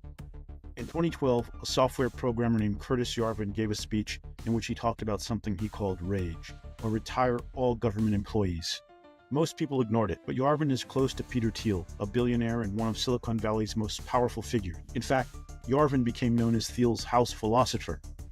And Yarvin's outline was to remake the U.S. government by firing and purging most of the federal workforce. The idea is to get... You know how in like, let's say Jafar in Aladdin, there's always like this philosopher in many like government takeover, in any sort of fascist regime. There's always somebody that is like the thought leader. They're not necessarily the forward-facing face of the movement. They may not even be in charge, but they are the ones that people get ideas from. And that's how we need to think about Curtis Yarvin. Yarvin is somebody who isn't that powerful, other than the people who are powerful are taking their ideas from Curtis Yarvin. Rid of anyone who believes in democracy or the law and replace them with people loyal to a dictator. Fast forward to the 2024 election. Elon Musk begins to talk up DOGE, the so-called Department of Government Efficiency, or as I call it, destruction of government by Elon. I like that one better. During the campaign, and many people wrote it off as trolling and using a meme to do it. So many experts thought DOGE was just a cute name, playing off of Dogecoin. But even though it had a different name, it was the same playbook as Yarvin's rage. Now here's where it gets kind of scary. Yarvin's overall vision was crystal clear. He said, if Americans want to change their government, they're going to have to get over their dictator phobia. And in April 2022... I think MAGA got over their dictator phobia, because MAGA sat there and this guy said, I'm going to be a dictator. And they're like, yeah, that's all right. We're not really afraid of that anymore. He updated his idea. He laid out exactly how the plan would work. And he called for what he termed a butterfly revolution, complete transformation of American government. The plan was detailed, specific, and it sounds exactly like what's happening right now. Step 1, the CEO dictator takeover. The blueprint started with leadership. Trump wouldn't be the actual power, he'd be what Yarvin called the chairman of the board. The real control would come from a dictator CEO figure, somebody Trump would pick from the business world to run America like a corporate dictatorship. Yarvin also wrote that this dictator CEO would run the executive branch without any interference from Congress or the courts. And today, Musk isn't just involved in government contracts like he was before the election. Instead, he's demanding unprecedented control over federal programs. Except it's more than demanding, because he's not asking for permission and he's not waiting for approval. He and his team are acting exactly like the dictator CEO ruler Yarvin described. So if Yarvin is not the thought leader here, and Republicans are going to argue that he's not, can somebody explain why they're doing it then? Why it's playing out exactly as Yarvin laid this out? He understood that America wouldn't be open to somebody just saying, I'm the dictator now. They would kind of have to be tricked into it. And that's what they've done. That's what somebody said, like, what do we say to people who say, I don't care, like people deserve to be scammed? They just bought into it. Like they don't have an answer. And the dictator says, I've got the answer. And the answer also lies in the hands of Elon Musk. And he's got the answers. And don't ask me what the answer is. And don't ask him what the answer is. Just know we have the answers and your job is to support us. And they're like, okay, that's easier. I guess I don't have to learn something. Step 2 is the government purge. The next phase of the plan was called RAGE, retire all government employees. It's simple, radical. Fire everyone in the federal government, or at least as many people as you can, and then replace them with people who are loyal to the dictator. And where are we today? In the past month, we've seen mass resignations demanded across multiple agencies, career employees locked out of their offices, critical systems handed over to private control. Entire departments have been threatened with elimination, and they're just getting started. There was an 8-month buyout offer to all government employees except those in the Department of Homeland Security. This is something that convinces the best and the brightest, the people with private sector options, to take their talents away from the federal government that needs them. It may seem like random chaos, but it's not. It's a strategy. It's retire all government employees, rebranded as Doge for 2025. Step 3, like the funny thing about these guys is like they all think that they're so clever that they actually are doing this stuff on purpose. Like they're making things sound the same or look similar because there's like it is a little bit of a game to them. They're like, we're gonna do this. It's kind of like QAnon, where like those in the know, they'll recognize it, but the people that aren't in the know, they'll just go along with it. They won't even recognize what's happening. But the people who are in the know, they'll love this. This is catnip to them. Dismantle democratic institutions. Yarvin called for an army of what he termed ninjas to replace government workers. This will be a new government workforce who are loyal to the CEO. These are all just fucking LARPers. I understand this sounds scary, but please remember that Curtis Yarvin is like a 5'2" fucking LARPer, and Elon Musk is just a big giant nerd. And these are not people that they have a lot of power, and what they can do with that power is scary. But like as individuals, we should not be afraid of them, and we shouldn't be afraid to call them exactly what they are. Just like fucking nerds who don't live in reality. And shout out to the nerds. I love the nerds. I'm a little bit of a nerd on some things myself, but like these guys are just LARPing. That's what they're doing. And they came up with their own little story, and they're like, we're going to live out our fairy tale. And they just happen to get enough money and realize that there's enough dumb Americans who think money equals intelligence. They're like, oh shit, they'll let us do our fantasies. And now here they are. They're out here living their little nerd fantasy. Dictator and not to democracy. The plan calls for the new regime to systematically... That's a good point. They're dorks, not nerds. Yeah, thank you. Strip power from federal agencies, courts, and Congress. Power will then be centralized under the executive branch. That's exactly what's been happening, and you can see some of the first steps in the past 10 days. The goal in the plan is very clear. Dismantle American government from the inside and convert it from democracy to autocracy. Step 4, control information and narratives. Yarvin's blueprint called for complete control over the flow of information through key areas: government, journalism, academia, and social media. The goal to reshape... Okay, so let's talk about that. Government, obviously we have Doge and them saying fuck the courts. Journalism, we're already seeing people being banned. We saw the AP get banned yesterday for not saying Gulf of America. We've seen people get thrown out of the Pentagon in favor of more friendly outlets. Academia, the attacks on academia are obvious. Anybody who is in academia who isn't a conservative, they are trying to defund them, run them out, threaten them, scare them, create new academia and social media, which obviously has now been hijacked by the right. You have Elon Musk with the biggest megaphone and who owns X. You have now Mark Zuckerberg, who's along for the ride. Looks like Google's along for the ride. Yeah. It's all part of the plan. Does anybody else I wonder if Republicans wonder how come all these guys all of a sudden switched to our side after the election? I don't know why they're so happy to have these people on their side that none of them stop to ask, wait, why? Why did they all show up after the election? How come none of them were out here outside of Elon? How come none of them were showing up for us before the election, but now post-election? Boy, all these billionaires are coming to kiss the ring. Why? Because they know that this is the plan. You think all these billionaires see what's happening? They know. They just want to be in on it. Narratives and maintain power. We can already see it happening. Musk's acquisition of Twitter, media outlets getting rid of critical journalists, and the promotion of specific narratives while suppressing others.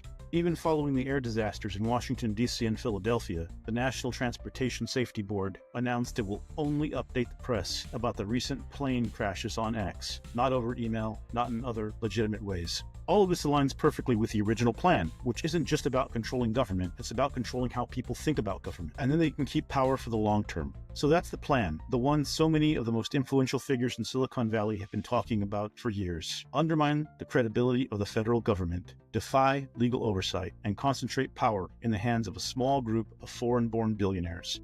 It's not chaos, folks. It's a plan, and it's working exactly as designed. But now you know it too. In future videos, we'll talk about what comes next and what you should do.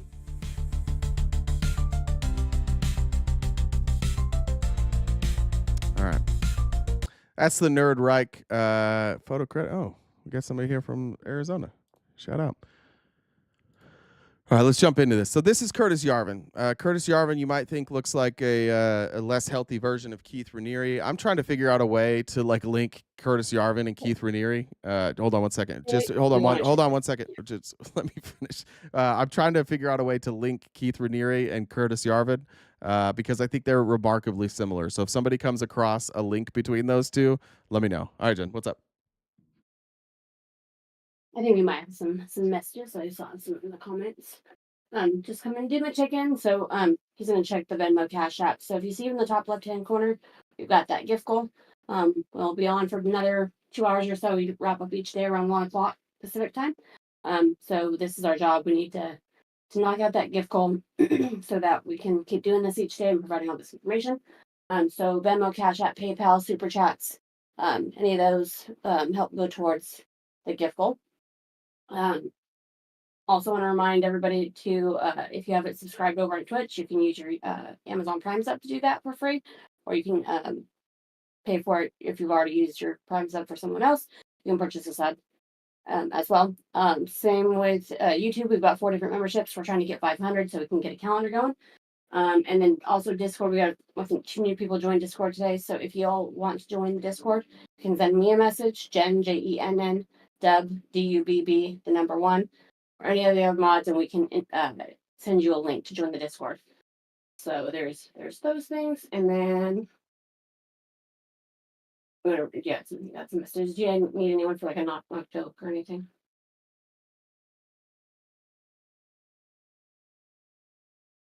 Muted. No, I'm good. Thank you. Tracy says Elon is 1,000,000% installing AI to eventually take control over the country. Yeah, I mean, look, he's taking all that information, whatever he's doing with it. That would make the most sense, that he's taking sensitive information and inputting it into his models, which gives him extreme leverage. Bree says, well, howdy, Jay, just letting you know that you're all my Valentines for tomorrow, so let the orgy begin. If I'm all the Valentines and I'm only one person, I don't know how that turns into an orgy. I don't know. Maybe you have like different personas. Do you like wear masks or anything? Do I? Yeah. How long have you known me? I mean, you could be different people. Yeah. How long have you known me? You think I have costumes? I wear a hoodie every single day. I don't have costumes. Do you go hatless? You go without a hat? Every once in a while, just to throw people off. Mm-hmm. I guess I could do that. Take the hat off. Just take the hat off. Yeah. Be a whole new person. Yeah. I mean, that's an option. So, you know, you don't need a parachute to go skydiving. You need a parachute if you want to go skydiving twice. It's true. It's just a fact. It's an absolute fact. All right. Groovy Redhead, welcome. Good to have you here. This Temu Weird Al, his name is Curtis Yarvin. He is the thought leader for people like Peter Thiel, J.D. Vance, Elon Musk, Mark Andreessen. This is the man who taught all these nerds that they could eventually run the country, and they're getting close. I mentioned that I saw this. Now, honestly, I think like that I saw the Nerd Reich on Majority Report yesterday, and I'm going to show you a clip from the Majority Report. If you don't watch the Majority Report, I highly recommend. This is Emma Vigeland, who is wonderful. Used to be with the Young Turks, and then she's like, "Fuck the Young Turks." This is Sam Cedar. who has been in political commentary for years and years and years. He's also the voice of somebody on Bob's Burgers. I don't know who, because I don't watch Bob's Burgers, but he's also one of the voices on Bob's Burgers. And this is, I forget his name, but Gil Duran from the Nerd Reich, the video we just watched. I wanted to just play this clip real quick because I thought Sam and Gil had a great conversation here that maybe highlights some things that I hadn't thought of. You were just ahead of the curve here. Here is New York Times' David Marchese interviewing Curtis Yarvin, and this is the longest interview I've seen with him, and it's about an hour long, and there's sort of two segments. And I was struck by how exactly what you're saying. It's a lot of gobbledygook, and this guy's not that bright.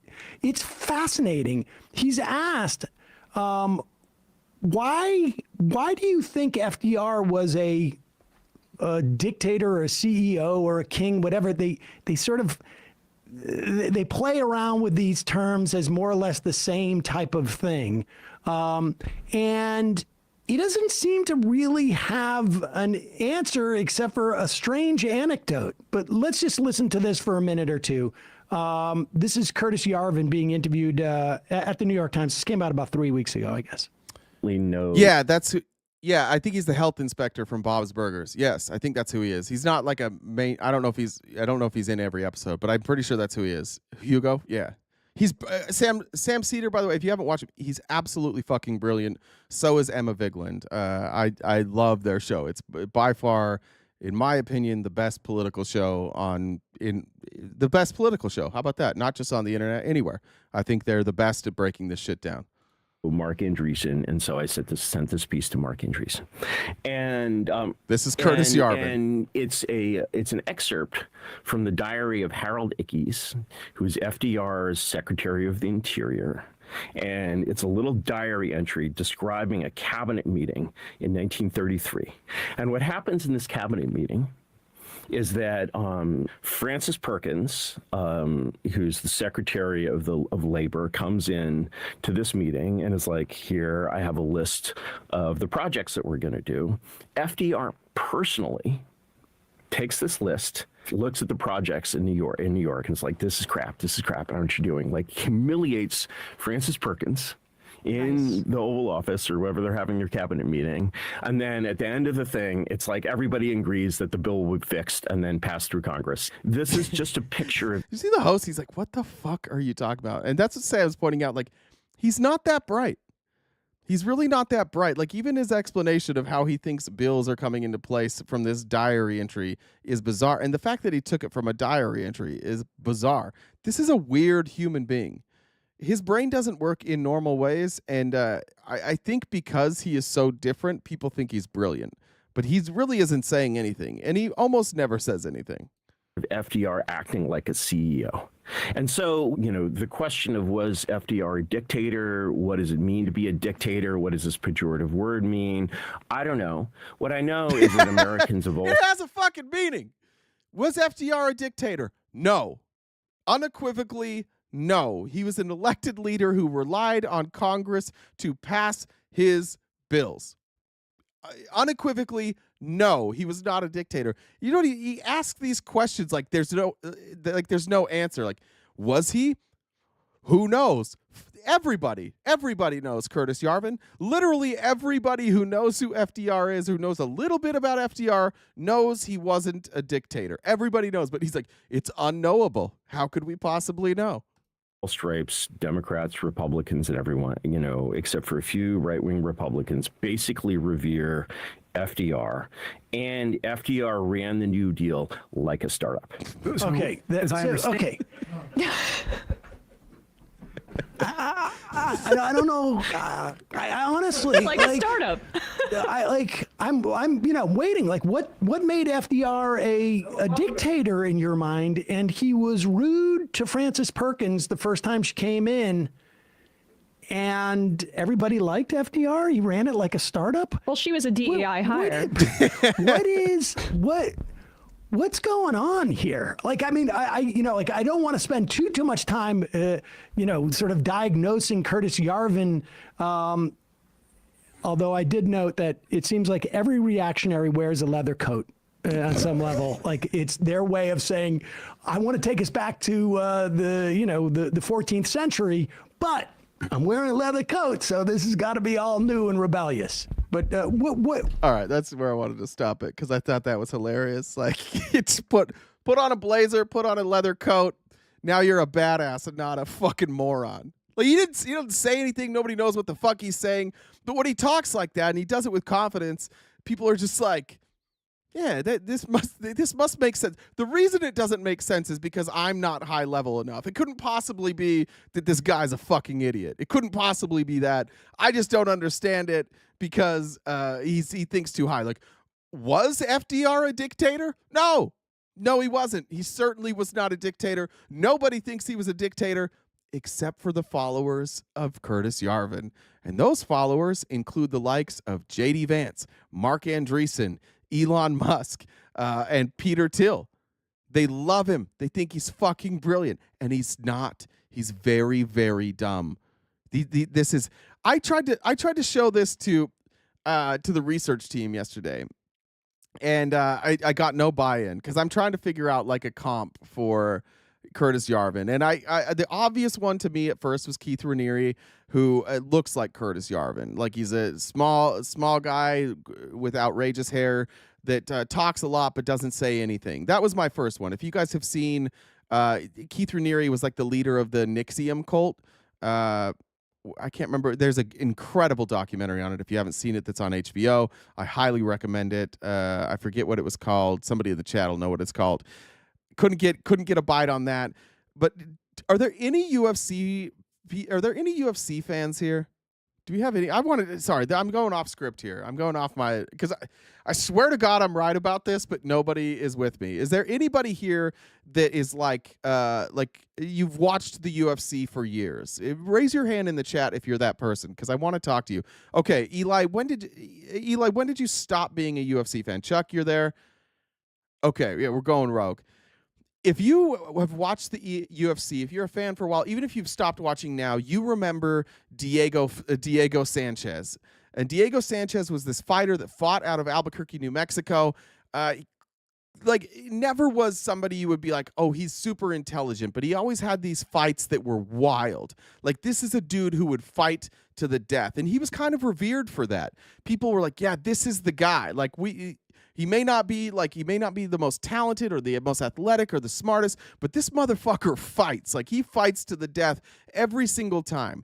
And then he kind of had, like, towards the end of his career, he kind of had this falling off. And then all of a sudden, out of nowhere, he had this guru. He got rid of all of his coaches, and he had this guru. And the guru's name was Joshua Fabia. And he also kind of looked like Curtis Yarvin. And he would do insane shit. And everybody in the UFC was like, Diego, what are you doing? They would put out these videos of Diego blindfolded, fighting his trainer blindfolded.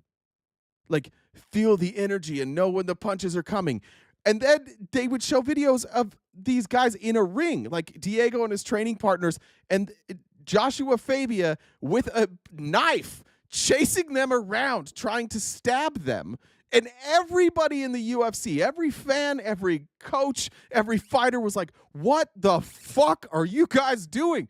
You're blindfolded. Or he'd have them like hang upside down in a park blindfolded. And they're like, what is this doing? And Joshua Fabia had no expertise whatsoever. But there was like a handful of people who were like, he's brilliant. You guys just don't get it. And eventually, Joshua Fabia stole all of Diego's money and disappeared, and Diego was left broke, and his reputation was ruined, and nobody will sign him to fight anymore. He's lost all his money. Every bit of reputation he gained, he has lost, and his life is ruined. And to me, Curtis Yarvin is Joshua Fabia. So thank you for those of us for the UFC fans for validating I'm right about this. But that's who Curtis Yarvin is. He's just a fucking lunatic, and these guys don't get it because they don't understand any of this stuff. They don't know anything about history because their entire life is a sci-fi novel, and this guy talks like he's in a sci-fi novel, so they recognize him like, oh, You're like, I don't know any sci-fi. Whoever in sci-fi, I was gonna say like maybe Darth Maul. Let's say he's like the Darth Maul, but like the LARP version, right? He's the LARPing version of Darth Maul. Let me get a drink real quick. Like if I get a pool noodle and go to the park and LARP with my friends and dress up in costumes, how's that any different than being a Republican? It's not. It's not different than being a Republican at all. JD Vance has been telling us about Curtis Yarvin for years. He has kind of like stopped talking about Curtis Yarvin lately, but before JD Vance was installed by Elon Musk and the tech bros as the VP, he was pretty honest about it. This is an article from The Verge from October of last year. It says JD Vance is, by his own admission, plugged into a lot of weird right-wing subcultures. His much-mocked comments about childless cat ladies and unassimilated Italian immigrants were made on a masculinist podcast. He doesn't eat seed oils, a dietary restriction du jour on the extremely online right. By the way, this writer is Gabby Del Val. Dude, she is a walking thesaurus. I had to look up some of the words she used. Great writing here. Highly recommend reading this because I'm just going to get parts of it. When he was nominated to be Trump's running mate, his ex-following list included Bronze Age pervert and raw egg nationalist, two pseudonymous right-wing bodybuilders who often promote eugenics and the Great Replacement conspiracy theory. But perhaps no one online has shaped Vance's thinking more than the neo-reactionary blogger Curtis Yarvin. That's our guy, Curtis Yarvin, a former programmer with ties to Vance's friend and benefactor Peter Thiel. Yarvin, who has a blog and now a Substack under the name Mencius Moldbug, which is, swear to God, not, I had to look it up, thought for sure this is a Harry Potter character. It's not, but he writes under the pseudonym Mencius Moldbug in the aughts, and he's now on Substack, has been a far-right public intellectual of sorts for a long time. His I looked this word up. His oeuvre includes musings about the correlation between race and IQ for a benevolent dictator to run the United States, and posts like, "Why I am not a white nationalist, because white nationalism is a very ineffective political device for solving the very real problems about which it complains. We need people aren't smart enough." That's what Curtis Yarvin thinks. Like, people are too dumb, so they need a benevolent dictator, somebody who runs the country, but we trust them, which is kind of like what we're doing with Elon. He once wrote that a neo-Nazi terrorist, Anders Breivik, who killed dozens of people in a series of attacks in Norway, was ineffective because he didn't make triple digits. There's a tendency to not take people like Curtis Yarvin seriously, and that makes sense, because most of us, if we came across his tweets, we'd be like, okay, all right, dude, this dude's huffing glue. That's all he does. He just hangs out in his mom's basement, and he huffs glue. But he and other far-right bloggers like the Bronze Age pervert position themselves as provocateurs and couch their work in absurd metaphors. It sounds inherently ridiculous to issue warnings about a guy who writes long essays about dark elves, and if you do take them seriously, they'll say they were just trolling. But if you look past the edgelord posture and Baroque prose, Yarvin has spent the better part of a decade clearly describing what he wants. What he wants is a dictatorship. Yarvin is most commonly associated with the neo-reactionary movement, whose adherents believe, as Thiel wrote in 2009, that's Peter Thiel, that freedom and democracy are incompatible. Let's read that again. Freedom and democracy are incompatible, and that democratic governments and bloated federal bureaucracies should be replaced by enlightened autocratic regimes. Remember we talked about the grays, the blues, the grays, and the reds? They wanted these cities, and like the grays are really running everything, and they're cool to the reds, but they hate the blues. And the blues are liberals, right? But they're so enlightened, they're so much smarter that the reds will follow along, because the reds, they're dumb and they're followers, and they'll recognize that they have no chance but to follow the grays. And they believe that they are the grays. JD Vance, Curtis Yarvin, Elon Musk, Peter Thiel, they legitimately believe they are the grays. They are these enlightened autocratic leaders that don't want, that recognize that through democracy that they would never be elected. So they have to take power in unconventional ways. They're too goddamn weird for anybody to vote for them. So what they need is they need a shadow presidency. They need a president who's willing to be bought and sold, or to be bought, and then they're going to go in and they're going to run a shadow government. That's been what they wanted to do all along. They've been trying to do this forever. And they thought for a long time that they could do it from the left, but it just kept not working. They kept trying and trying and trying, and the left, like, they're like, well, we appreciate your money, and we appreciate what you're doing on climate change, and we appreciate that you're helping us censor misinformation on social media, but no, you can't have power. But Trump's like, I don't give a fuck what you do. Just give me money. You can do whatever you want. And they're like, whoa, this is way easier. I wonder if the Republicans are going to go along with this. And they're like, yeah, we do, because all we do is wake up every day and gargle orange balls. So we'll do whatever. As long as Trump's on board, we don't give a shit. And they're like, this is great news. And that's why it seems like they've come out of nowhere, because they kind of did. They've been in limbo for so long, trying to figure out a way for their little fantasy to play out. They finally got somebody corrupt and dumb enough to just let them do it. And that's why this all seems so insane. And that's why a lot of Republicans are like, this seems too insane to be true. Yeah, it does, but that's what happens when you have a president who will sell anything. He doesn't give a fuck. He doesn't care. He doesn't care if they, like, he's going to die soon. He does not care. And he's got an exit plan for his family. They're all set. They're going to go over there and live in Palestine and own Gaza and live in the United Arab Emirates. They're set. In July, in a July Substack post, Yarvin denied that he's had a significant influence on J.D. Vance. He said that Vance is a random normie politician whom I'm barely even met. Yarvin looks down at J.D. Vance. Just to be clear, Yarvin's like, fuck that guy. I don't really know. While I admire the senator and I think he has some potential, Yarvin wrote, he is hardly a friend of mine, and I can't imagine I have influenced him. Well, you know who disagrees? J.D. Vance. Years before he was the Republican VP, Vance openly touted the influence of Curtis Yarvin. He said, there's a podcast where he said, so there's this guy, Curtis Yarvin, who has written about these things.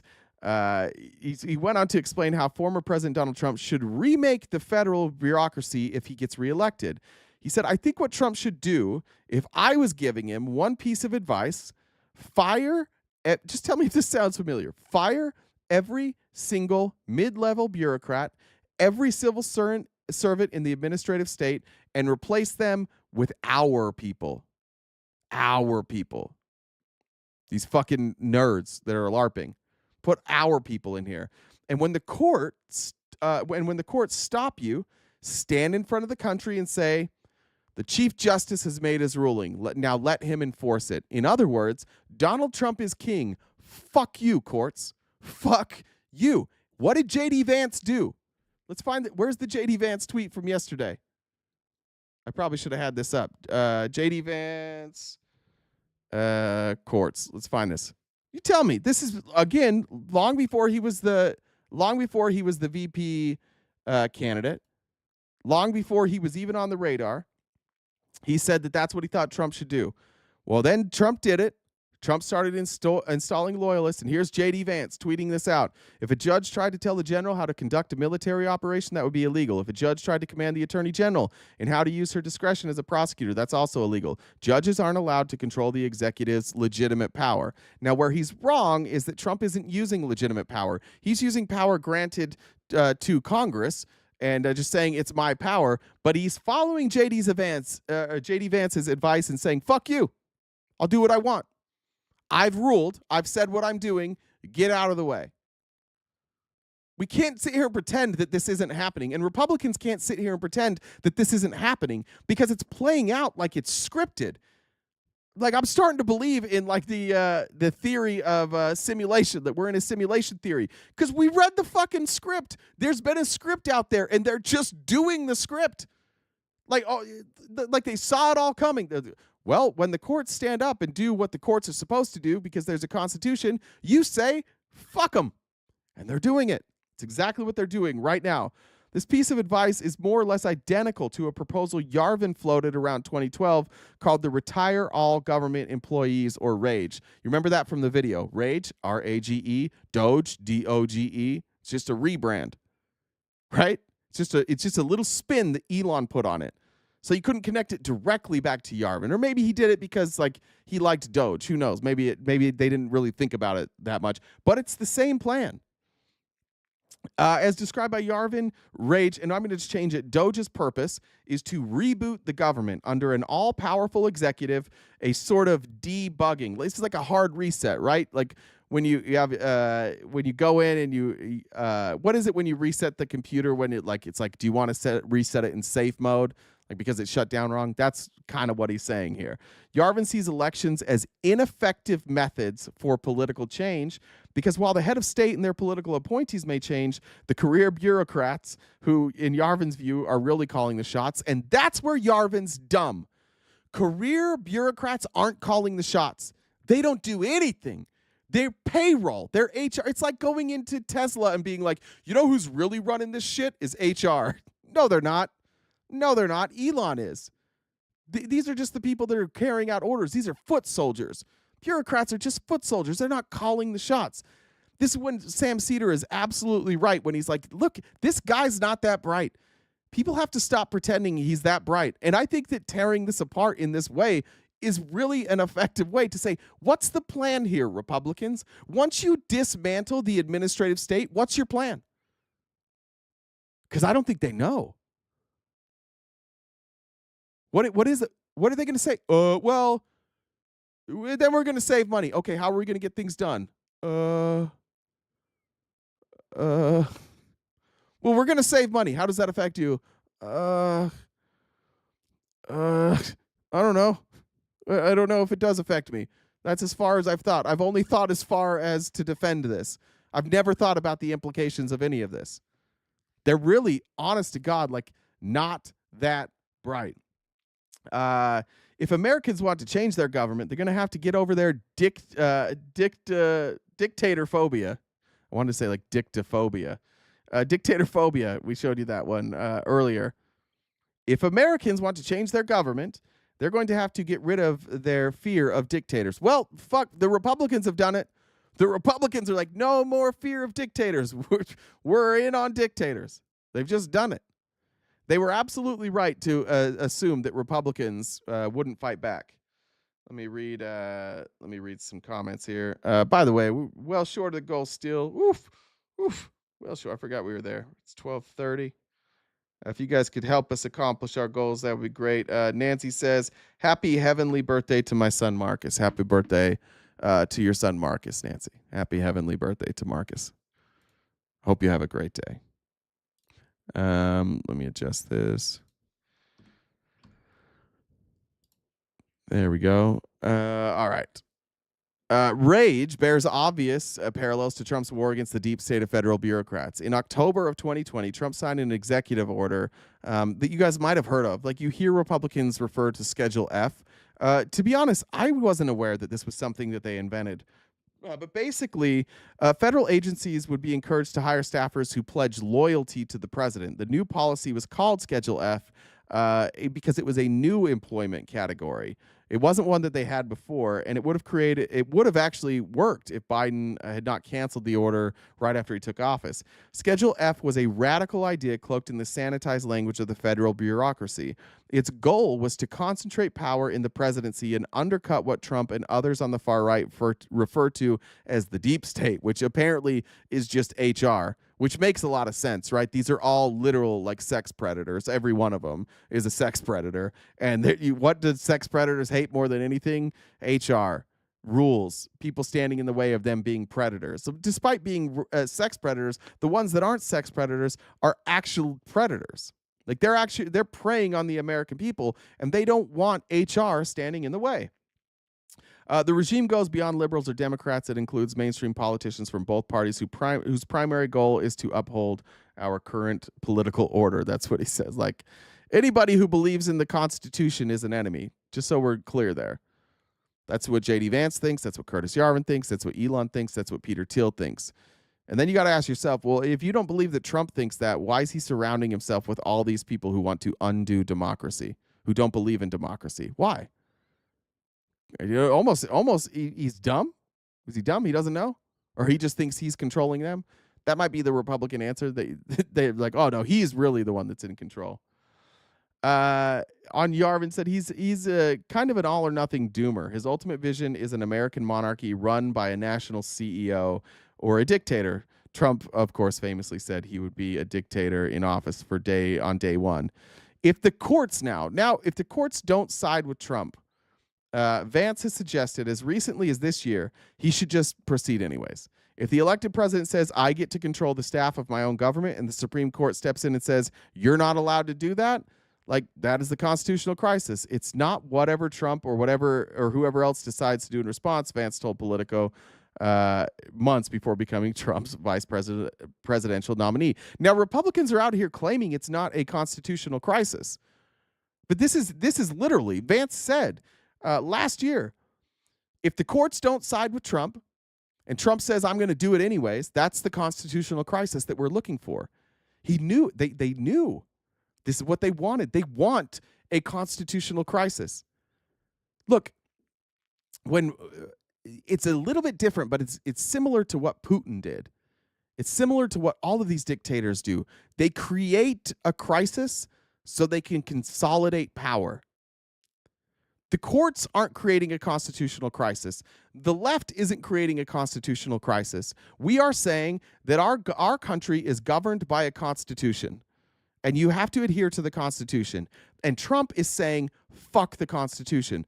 There's the constitutional crisis. And all of these people recognize that will create the crisis. And now the most powerful person in the world, Trump, and the richest person in the world are going to look out across their minions and say, who are you fighting with? Are you with the Constitution or are you with us? And I'm afraid that a lot of Republicans are going to say, we're with you. We go where you go. We're already seeing it. We're already seeing the churches line up behind them saying, like, oh, what Trump says is what God says. Trump is ordained by God, and therefore whatever he says is what God is saying. This is God's word. That's how this shit works to them.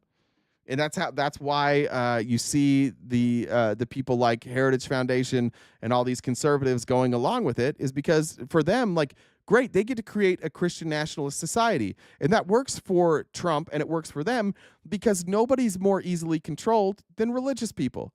Those are the easiest people to control. They're already used to being controlled by rules, like seemingly arbitrary rules. They're used to that. It was the perfect target audience for them. Last part here. Vance now is smart enough not to cite Yarvin in public now that he's the vice president.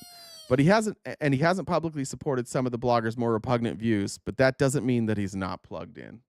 And I think that's what we need to recognize. They're lying. They've always been lying. They always lie. We're not coming after abortion. Bullshit. We're not coming after mifepristone. Bullshit. We're not coming after education. Bullshit. We're not coming after Medicare. Bullshit. We're not coming after Social Security. Bullshit. Everything they say is a motherfucking lie, and they get away with it because they're like, look at this cross around my neck.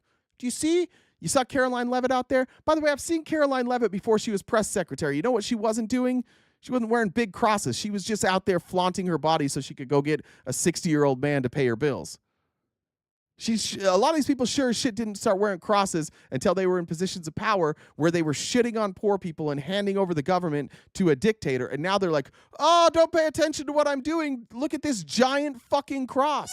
Look at this. This is what I need to show you. There's a giant fucking cross here. I love Jesus. I would never give you guys away to a dictatorship because I love Jesus. Valerie, thanks for the super chat. Cult behavior. Exactly. FOD says, I explained that. They compare it to Biden and Ukraine funds. Are they playing dumb or actually just stupid? Congress approved the Ukraine funds. What do you mean Biden and Ukraine funds? I'm not sure what you mean by that, FOD.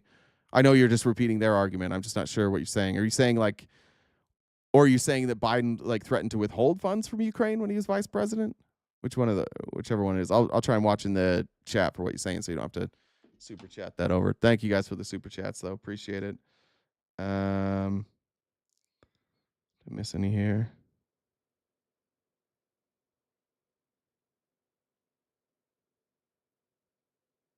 Don't think I missed any. Okay, let me edit that.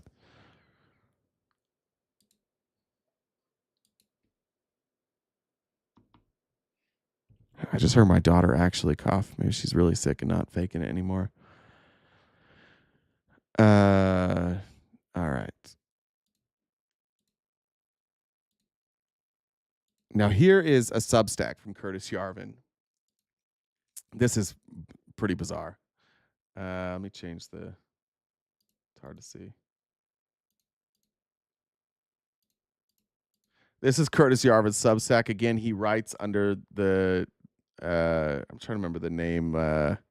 This is Gray Mirror, but what is that stupid name? I read it earlier. Whatever, Minerva McGonagall or whatever. Says, I'm worried that the resemblance between President Trump's Gaza plan and mine will contribute to the weird delusion that I am secretly running the world. No, actually, I have not talked to anyone important about Gaza, and the idea is obvious anyways. So he's saying it's pretty obvious to the people that are in his circles what you should do with Gaza. That's what he has to say about Gaza. I realize that it seems improbable that we would both have the same crackpot idea. No, it's extremely probable because the president and I inhabit the same reality. Yes, you do. It's not reality. You live in a bubble of rich people. We are both looking up and noticing that the sky is blue. It's just where most people live in a crackpot world. He called himself a crackpot up here, and then he said other people live in a crackpot world. I think that's weird. Where the sky is green and our present Middle East policy is sane. Nobody thinks the sky is green, and nobody thinks that our present policy in the Middle East is sane. In fact, we say it's insane. But what we don't say is that we should genocide a bunch of people and move them. Reality has started to seep into this crackpot world. It's a word of the day. And the mixture is remarkable. The reality of the situation is that Gaza is not presently inhabitable. Yeah, because they bombed the fuck out of it. And B, Gaza, without its residents, even more important, without their complex maze of Ottoman-era land titles, is worth much more than Gaza with its residents, even to its residents. So Gaza's worth more without the residents of Gaza, even to the residents of Gaza, he just said. Excuse me, what? Excuse me, what? It's worth more. Gaza's worth more without the residents, even to the residents. Okay, so let's explain what he means here. It's 140 square miles of Mediterranean real estate. And by the way, this is Trump's plan. And by the way, this is Curtis Yarvin giving this plan to Trump, probably through J.D. Vance. It's 140 square miles of Mediterranean real estate, clear of titles, demolished and demined at a cost perhaps $10 billion. This land becomes the first charter city backed by U.S. legitimacy. Gaza Inc., stock symbol, Gaza. Now, if you remember when we talked about the PayPal mafia and the American oligarchy, one of the things that Peter Thiel, Andreessen, Elon Musk, one of the things that they've all invested in and is this idea of private cities, privately owned states and privately owned cities. That's what he's talking about here with Gaza, and he's saying this is going to be the first one. It's going to be Gaza Incorporated. It's going to be publicly traded, Gaza, Gaza. The exit strategy of Gaza is to be the first sovereign corporation to join the UN. That would maybe explain why, despite the Trump administration saying, fuck the UN, fuck NATO, fuck all of these people, we're not going to pull out entirely. We're going to keep this alive so that we can get Gaza, Gaza, to join the UN. While there are many trillion-dollar companies, none of them has true sovereignty, much less of the best land in the world. He wants corporations to own countries, but everybody, this is what he wants. He doesn't believe government should exist. He thinks every country should just be governed as a for-profit company, which is absolutely insane. I think it's a possibility. What if Adam Newman runs the roadshow? Why not? Suddenly, each former Gaza resident has $500,000 in Gaza tokens. Does that come with the right to live in Gaza? No, it does not. You don't get any special treatment in Starbucks for being a Starbucks stockholder. Does it come with shareholder voting rights in Gaza? No. No, because that would defeat the whole purpose of corporate governance. There would be a conflict of interest between the shareholders and the company. None of these people want democracy. They all want to be leaders of their own states. They all want to be their own dictators, and they're doing it because Donald Trump is a fucking sellout. He's selling our country. He's selling it bit by bit to these people. I don't know what to tell the Republicans. I know they're not reading this shit. I know if we sent this to them, they wouldn't read this shit. And the truth is, like all things, it's going to be liberals who save America while conservatives stand in the way the entire time. And then they'll revisit history like they were the fucking heroes all along. But like every bit of progress that we ever make, it's not done with Republicans. It's done with Republicans standing in the way and us having to trick them to get out of the way by showing them something shiny or perhaps releasing a bushel of squirrels. I don't know, that's what I'm calling a group of squirrels because I don't know what it is. So I'm calling it a bushel of squirrels. Thank you, Pink, for the super chat. Parable of the sower shit. Yes, another cult. Yeah, another stolen cult idea. Perfect. The parable of the sower. It's the same shit. And look, again, Republicans aren't going to figure this out. So it's going to be on us. And maybe like some Republicans who can read will put it. Will he put it in the U.S. Sovereign Wealth Fund? Maybe. Like, I think, Drew, that's a good question. Like, I think that the U.S. Sovereign Wealth Fund is bullshit. If you have a U.S. If Trump creates a U.S. Sovereign Wealth Fund, and then he undoes democracy, which is the plan, and he gets rid of voting, which is the plan, at least in the way that we have it now. The reason that Donald Trump and all these Republicans, not all these Republicans, actually, let me take that back. The reason that the people who are in charge, these billionaires, the reason they want voter ID and in-person voting is so they can intimidate people and so that they can monitor how people vote so that they never lose elections. Remember, Trump said this. Trump said, hey, if you vote for me, you'll never have to vote again. Why did he say that? They're aware of this plan. They are planning to do what they did in Russia and all these fake democracies. They create a system that mimics democracy so that the people think that they're part of democracy, but then they take away people's true ability to vote. And then if you ever have anybody who rises up in power against you, you kill them.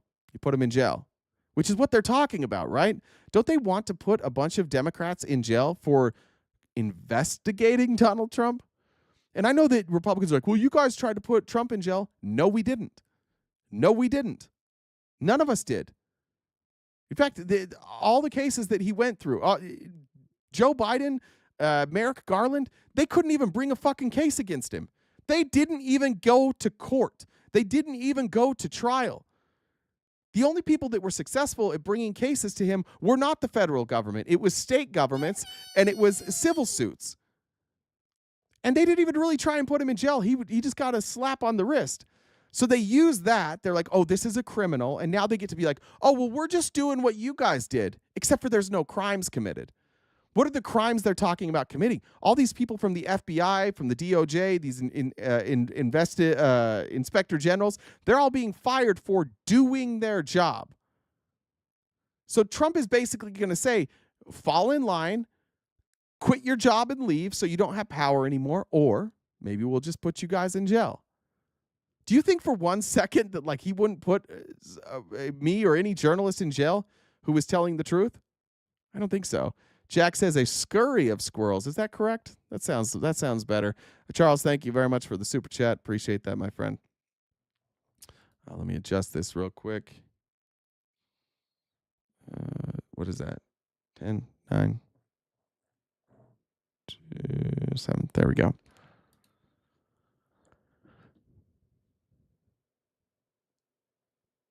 All right. Okay, that's good on the Silicon Valley playbook. Let me go back up. I want to go back to now how Republicans are crashing the economy. Now that we know their plan, now that we're aware, a lot of this stuff is going to make more sense. First, we're going to go to this is the former the Consumer Financial Protection Bureau director. It's about a 5-minute video here. Just going to essentially he recognizes what we all recognize that aren't in the cult. Like they're begging for a new financial crisis. The parallels between where we're headed now and 2008 are stark.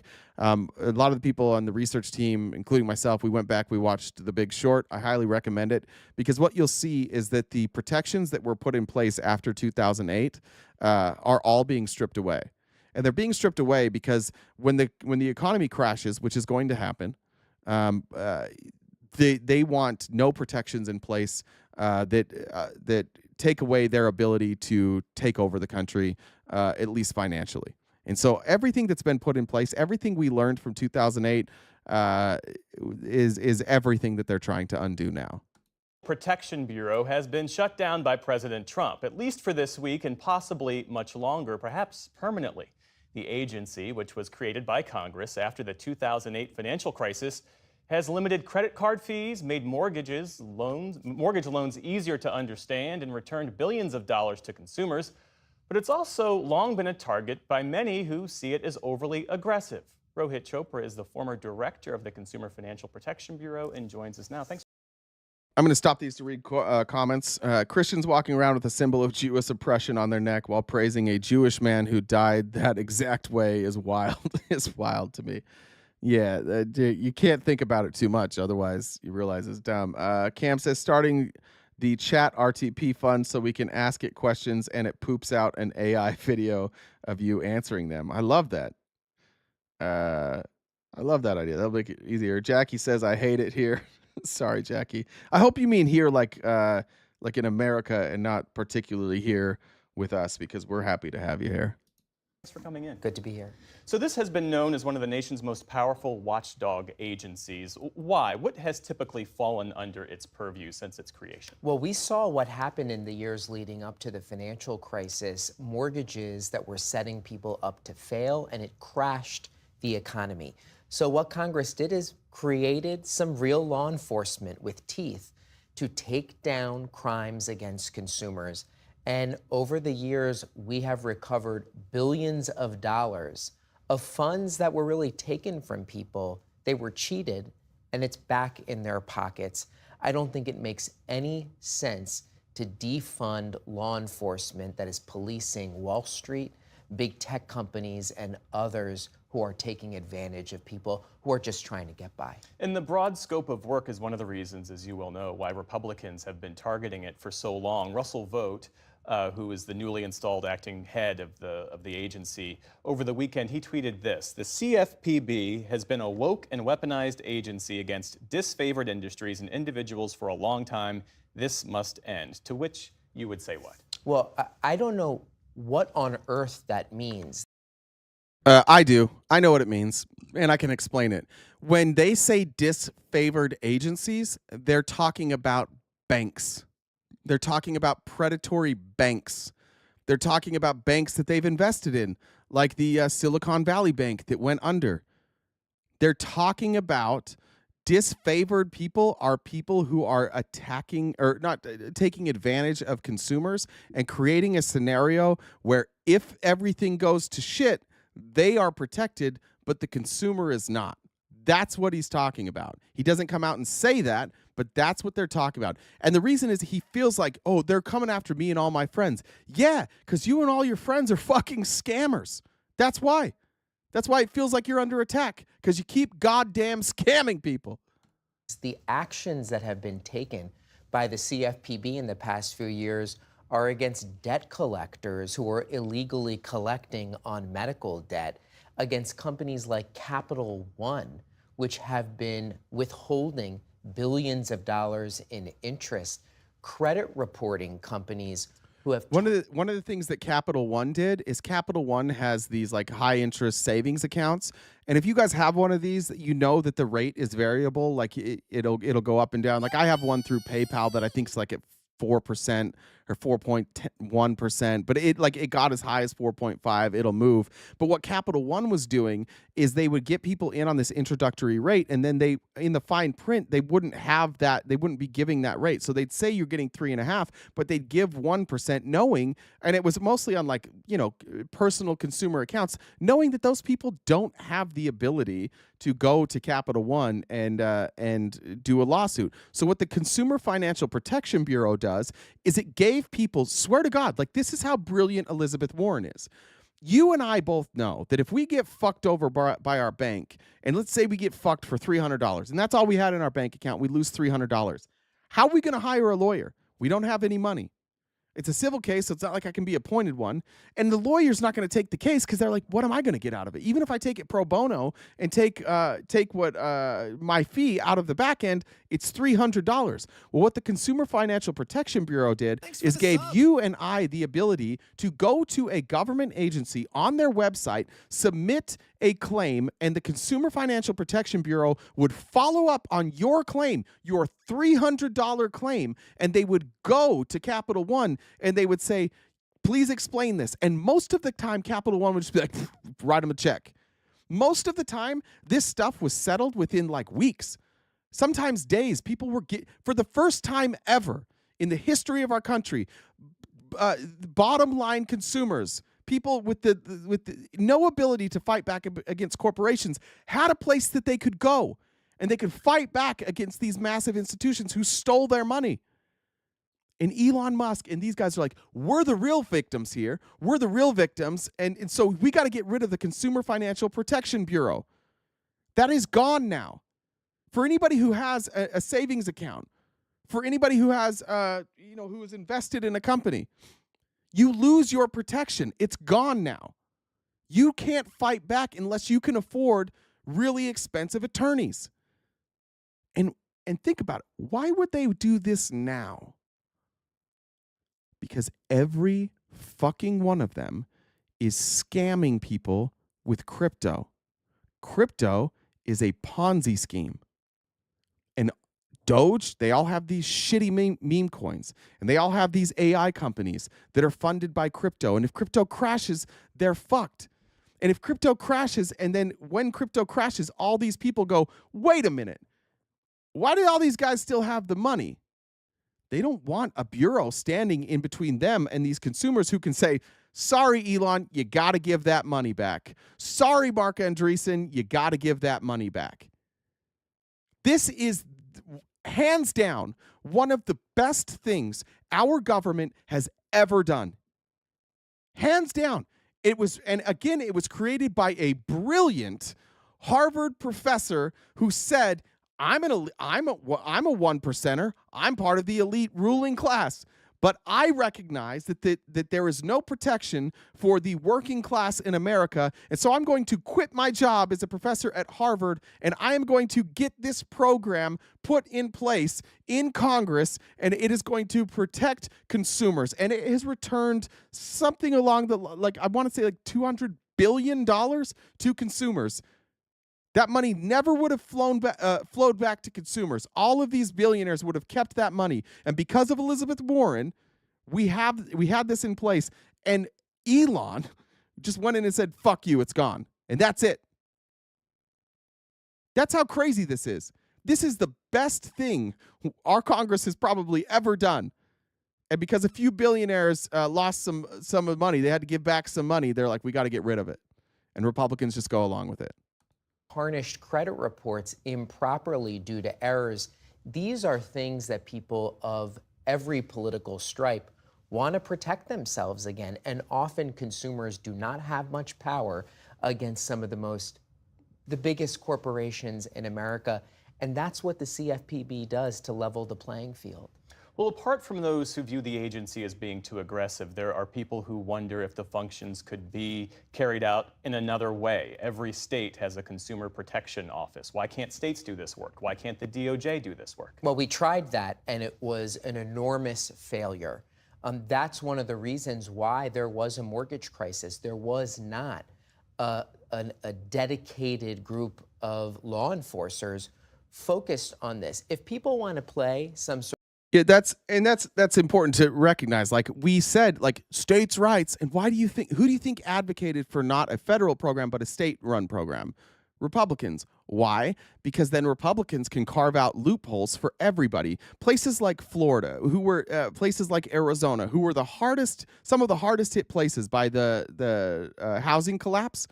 The reason that they had so much growth is because they just didn't they just didn't ever do any oversight.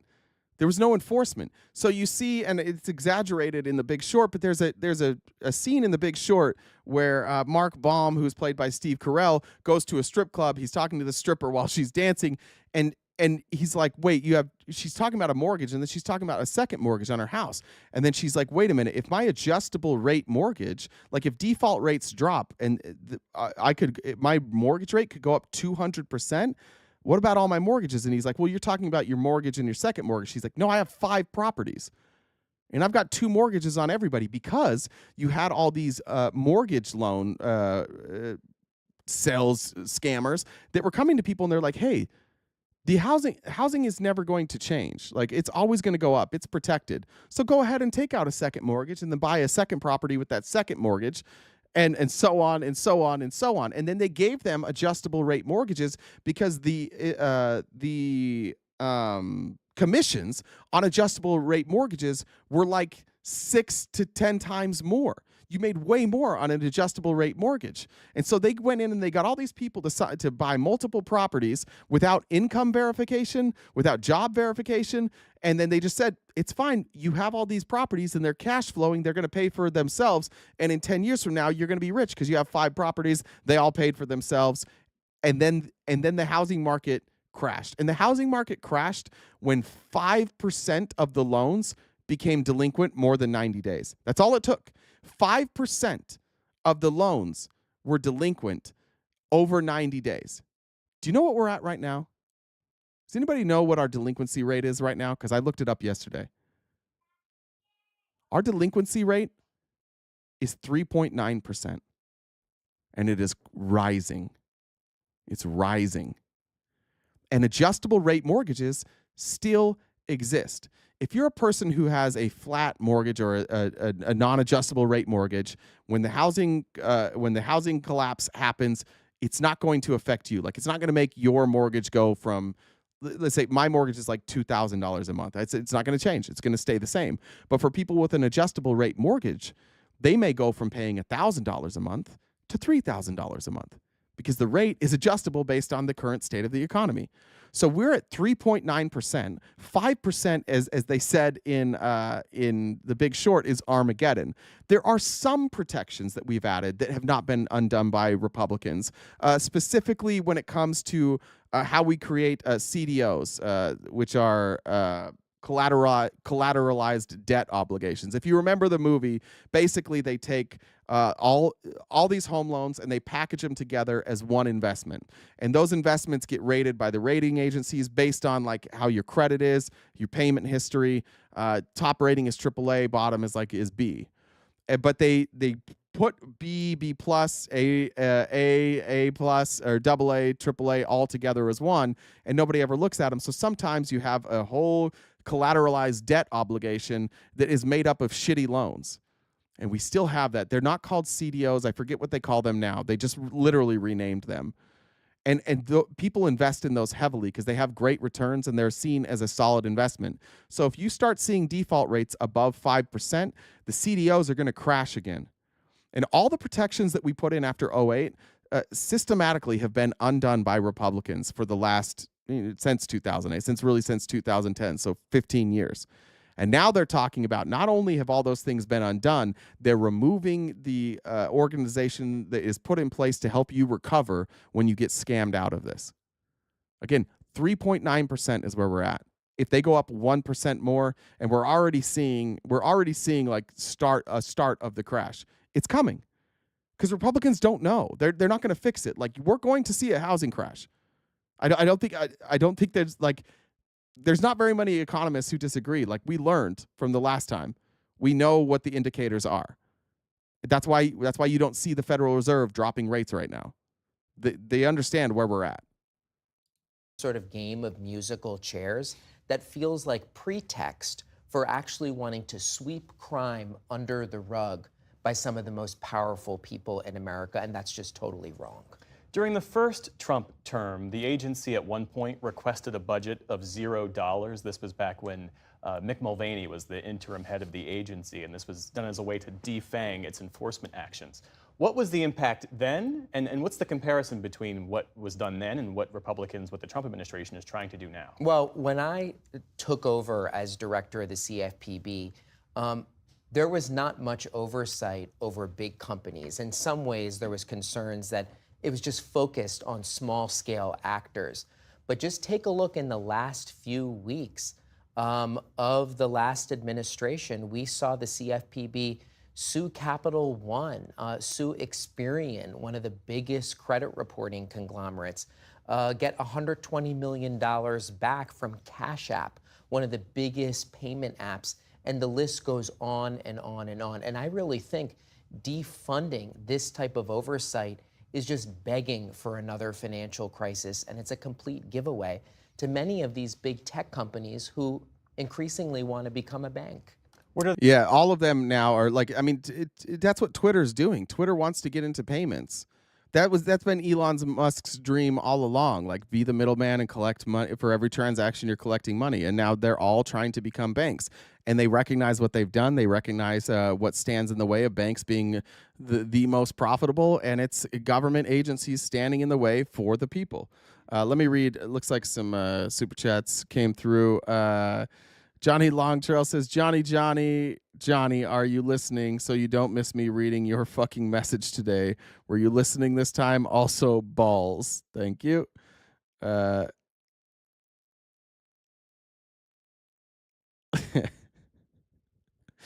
Jen's talking shit to Drew in there. Let me check. There were some other messages that came through. Bree says, the CFBP, would you consider yourself somewhat of a consumer? If so, I have a new protection agency for you. I call it the CFBA. I'll let you guess what that means. But also, these maggots love to be scanned. Consumer Financial Protection Bureau, Consumer Financial Butt Protection Agency. Consumer Financial Butt Agency, I think is what she's saying there. Pretty sure. Jen, I don't know why you sent a test there, but I appreciate it. Ash says, Ash testing it too. Thanks for joining the dollar train there, Ash. Bree says, if we hit the sub goal, can we petition to also have some of the regulars on the calendar too? I have a list of people in mind, and I can't wait to see your yams. Listen, yeah, you guys can do whatever. Like, take a poll. I don't know. The less I have to do, the better. Covered that one. All right, Jen, can you come do your announcements for a sec while I add this up and get a drink of water?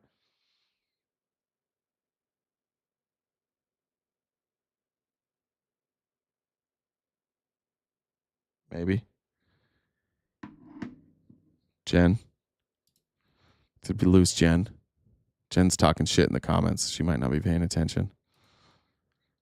Jen? All right. You there? Oh, yeah, that was loud as shit. Yeah.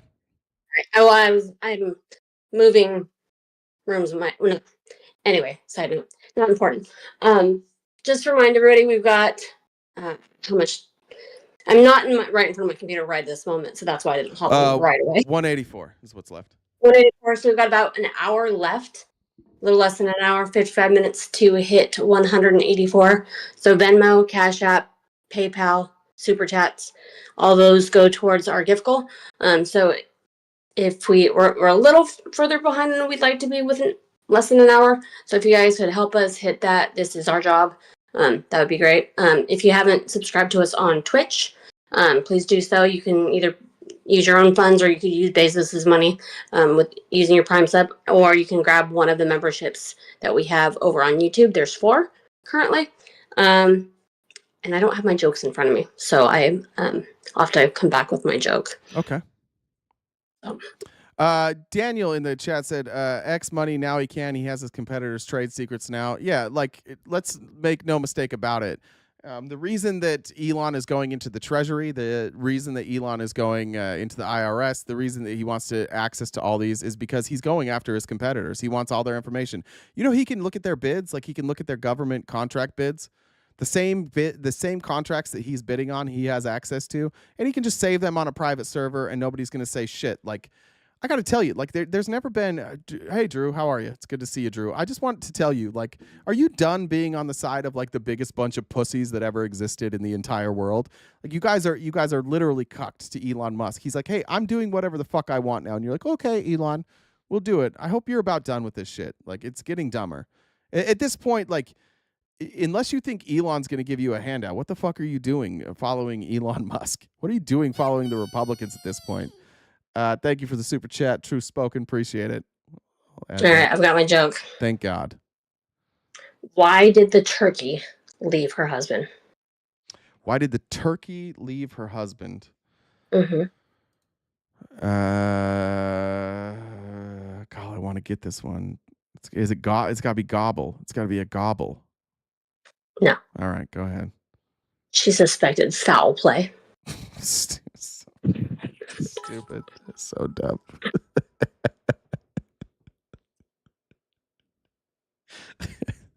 That one was dumb enough to make me laugh. That was good. All right, we'll finish this video real quick.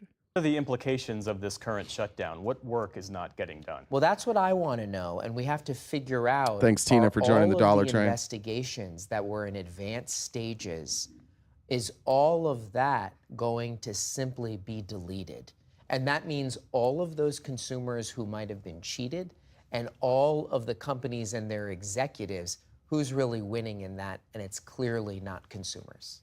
Rohit Chopra, former director of the Consumer Financial Protection Board. Thanks so much. Thank you so much. Problem I have with him is he reminds me so much of George Santos. He's kind of tough for me to watch.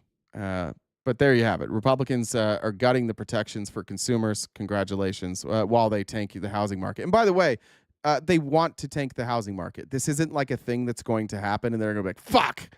They want to tank it because they want to buy up all the houses. So when people go bankrupt and lose their houses and the housing market crumbles, the people with money are going to buy up all the houses at reduced rates.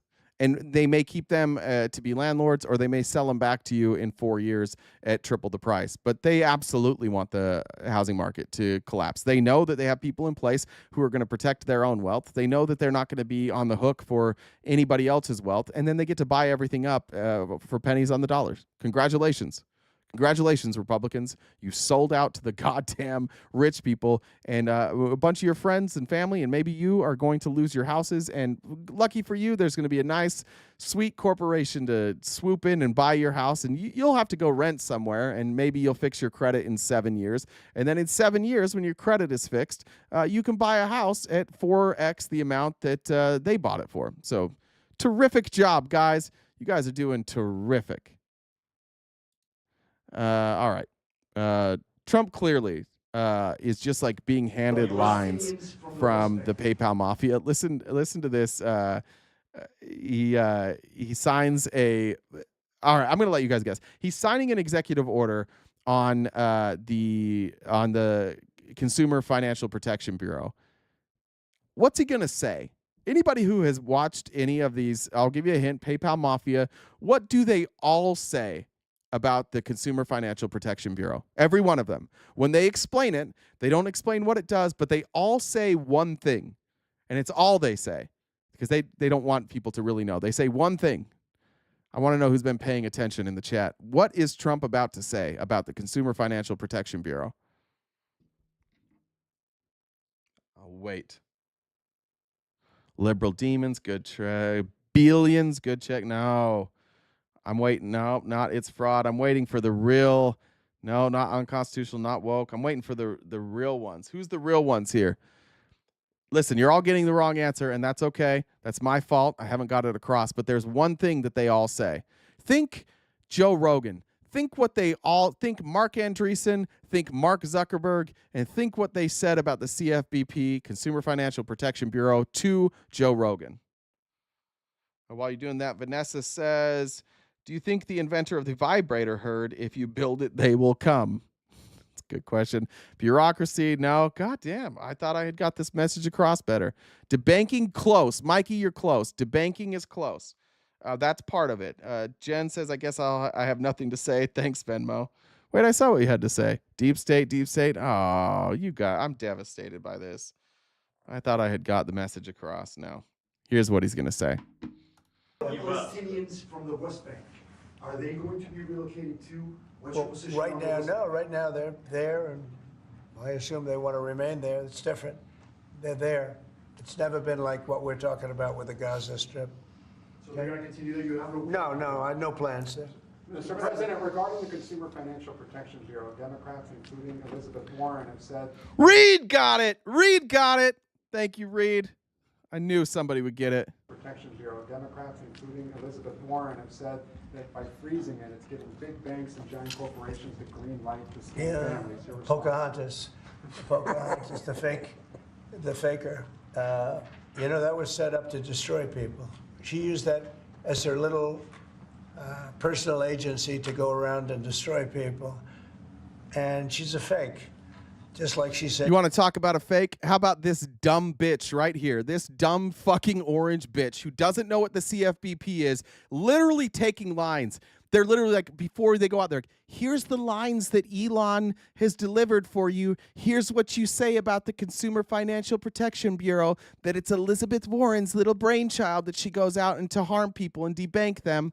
And she was an Indian, and she wasn't an Indian. You have more Indian blood in you than she has. She went to college based on the fact that she was an Indian. She got jobs based on the fact that she was an Indian. She's a fake. That was... Tell me about your bone spurs, you big dumb bitch. That was set up to destroy... Yeah, fake spray tan. Fake spray tan here.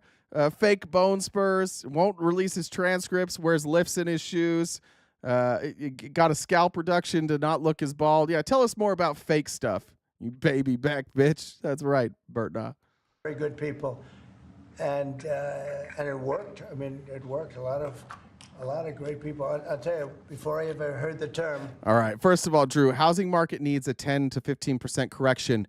No, it doesn't.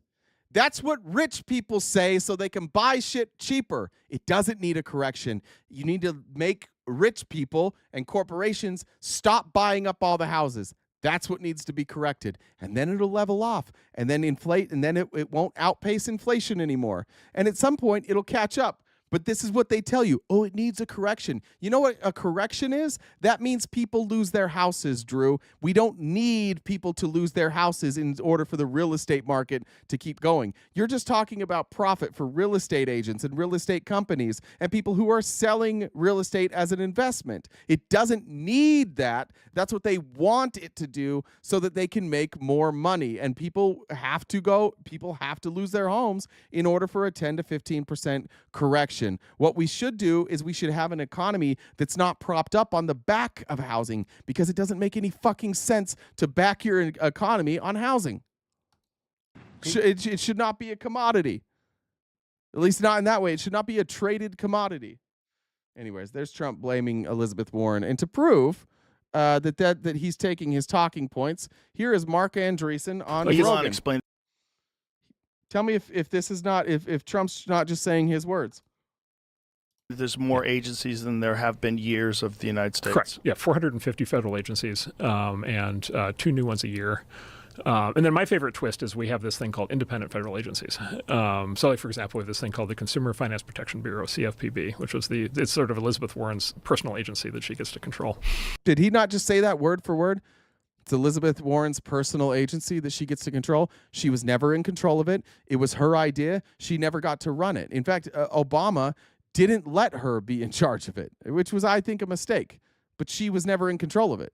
Never happened. None of that's true.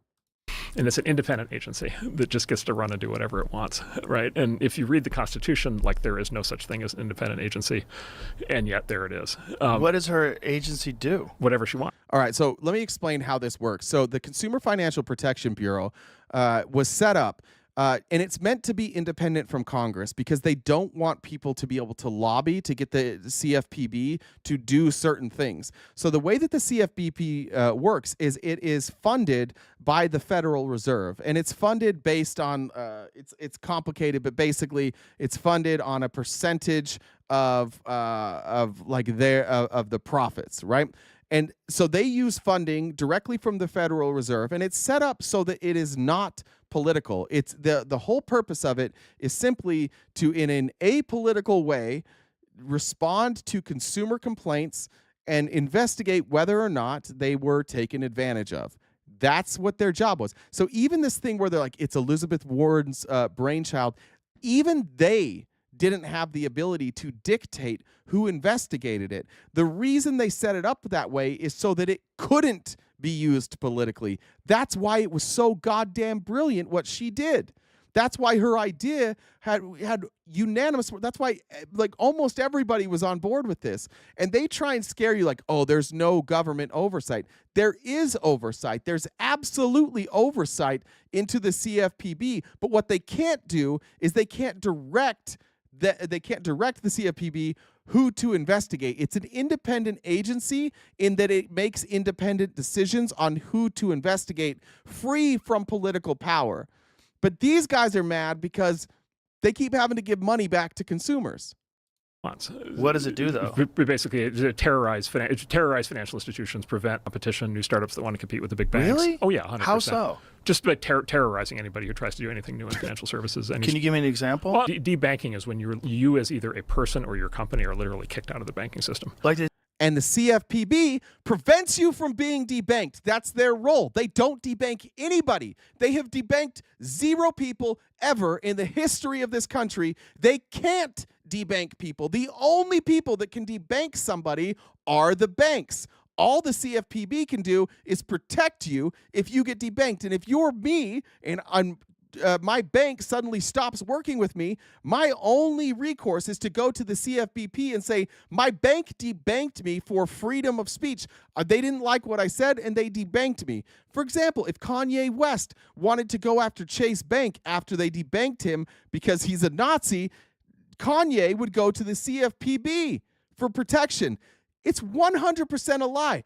And somehow this lie from these billionaire buttholes, I wanted to say, yeah, never mind. These billionaire buttholes have just convinced, it's gotten to Trump's mouth, and now it's just coming out Trump's mouth. Oh, they're there to terrorize banks. No, they're not.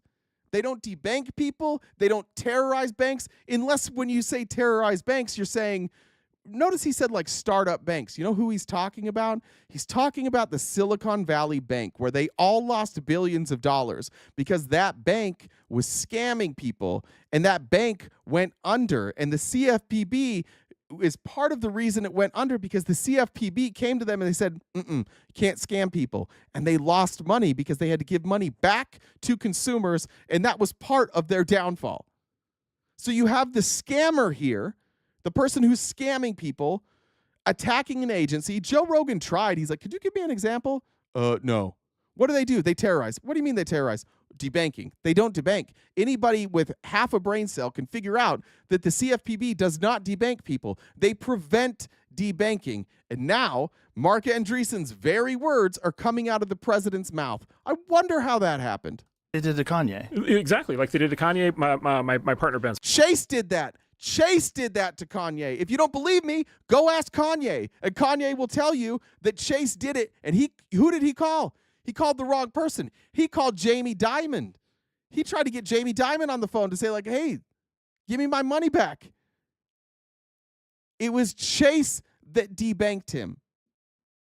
That's what happened. There was a lawsuit between Adidas and Kanye.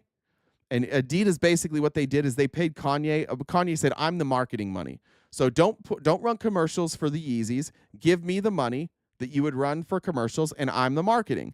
And Chase was like, cool, we'll give you that money for marketing. That makes sense. It works. It was actually a smart idea. Adidas gave that money to Kanye and said, that's a smart idea. And then Kanye went full Nazi, and then their entire Yeezy line just tanked. And Adidas said, well, we're getting that money back. They went to court. They got an injunction. Kanye had to pay that money back. That money was housed in Chase Bank. And so they went and they took that money from Chase Bank. And then Chase said, by the way, we also don't want to do business with you anymore. The CFPB wasn't involved in that. So we're clear. His father has been debanked. Really? We had an employee who For what? For having the wrong politics, for saying unacceptable things. No, his father was debanked for scamming people. Elon explained this. If by wrong politics you mean like the pro-scamming party, which is clearly the Republicans, then sure.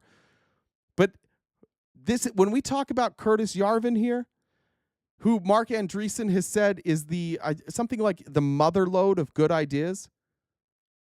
When you have Curtis Yarvin and Mark Andreessen saying going out and scamming people, and then all these weird ideas that none of us have ever heard, now they're coming out of the president's mouth, and they're all lies. It's a coup. It's done. The coup has started. We're mid-coup. We're almost done with the coup. They're really close to ending democracy in the United States. Very, very fucking close. They've mostly steamrolled all the Republicans to the point where like we still have Republicans that come in the chat every day and like even you guys aren't sure, which is crazy. Like you're watching this happen and you're like, I don't know, there might be a different explanation for this. There might just be something else going on. He's repeating their exact lies that they go on Joe Rogan. I've heard Joe Rogan repeat it. I've heard Elon Musk repeat it. Here's Mark Zuckerberg on Joe Rogan. Listen to how crazy this is. This is the exact same thing. Listen to Zuckerberg's explanation of the CFPB. And we had organizations that were looking into us that were like not really involved with social media. Like I think like the CFPB, like this financial, I don't even know what it stands for. It's the financial organization that Elizabeth Warren had set up. Oh. They're fucking robots, man. They're all saying the same thing, and it's all a lie every time. Oh, great. And it's basically, it's like, we're not a bank. The right? We're not debanking section. Yeah, no, so like we're not a bank, right? It's like what does Meta have to do with this? Well, I'll tell you what Meta has to do with this. Meta was taking people's information and they were selling it and they were using it for advertising. And so Meta was taking people's personal information and using it for targeted ads against those people. And because those people did not agree in any agreement that Meta could, that's what it was. I was talking shit about Meta and Google. They're all saying the same shit, but what Zuckerberg here just like, oh, I don't even know what happened. I'm not a bank. Out. I see it. They said both were frozen, and now it's not frozen.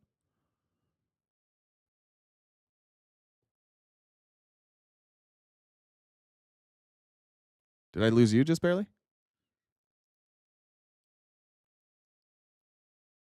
I'm here. I have a cleaning person at my house, and they turn it on the bathtub. When What does it look like? It's coming back. Do you have it on your end? Is it pulling up? It looks like it's reloading. Okay. RTP Twitch raid.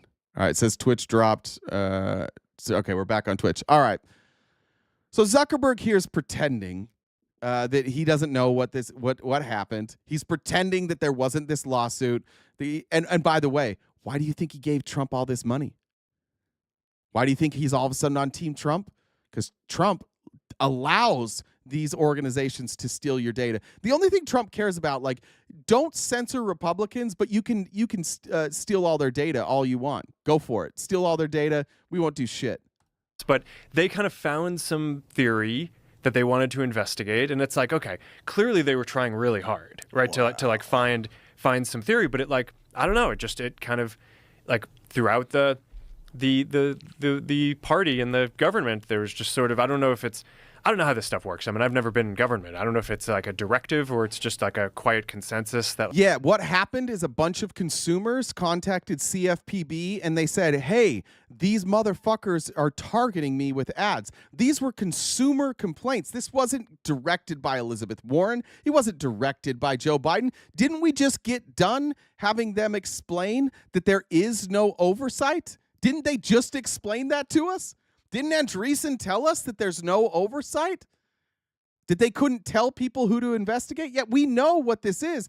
The government doesn't direct this. The investigations were started because of consumer complaints. That's the whole point of the CFBP. It's not weaponized by the government. It's all these investigations are started by real damages.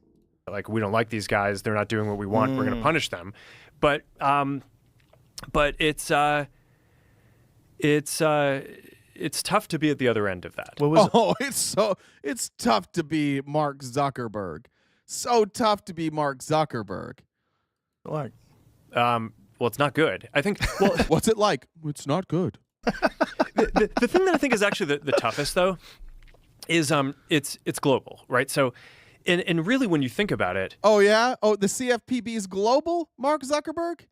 See how they do that? Like, this is the game that they play. They make you feel like if they can get me, this billionaire, they can get everybody, and it's the globalists. And it's no, you're just a fucking crook.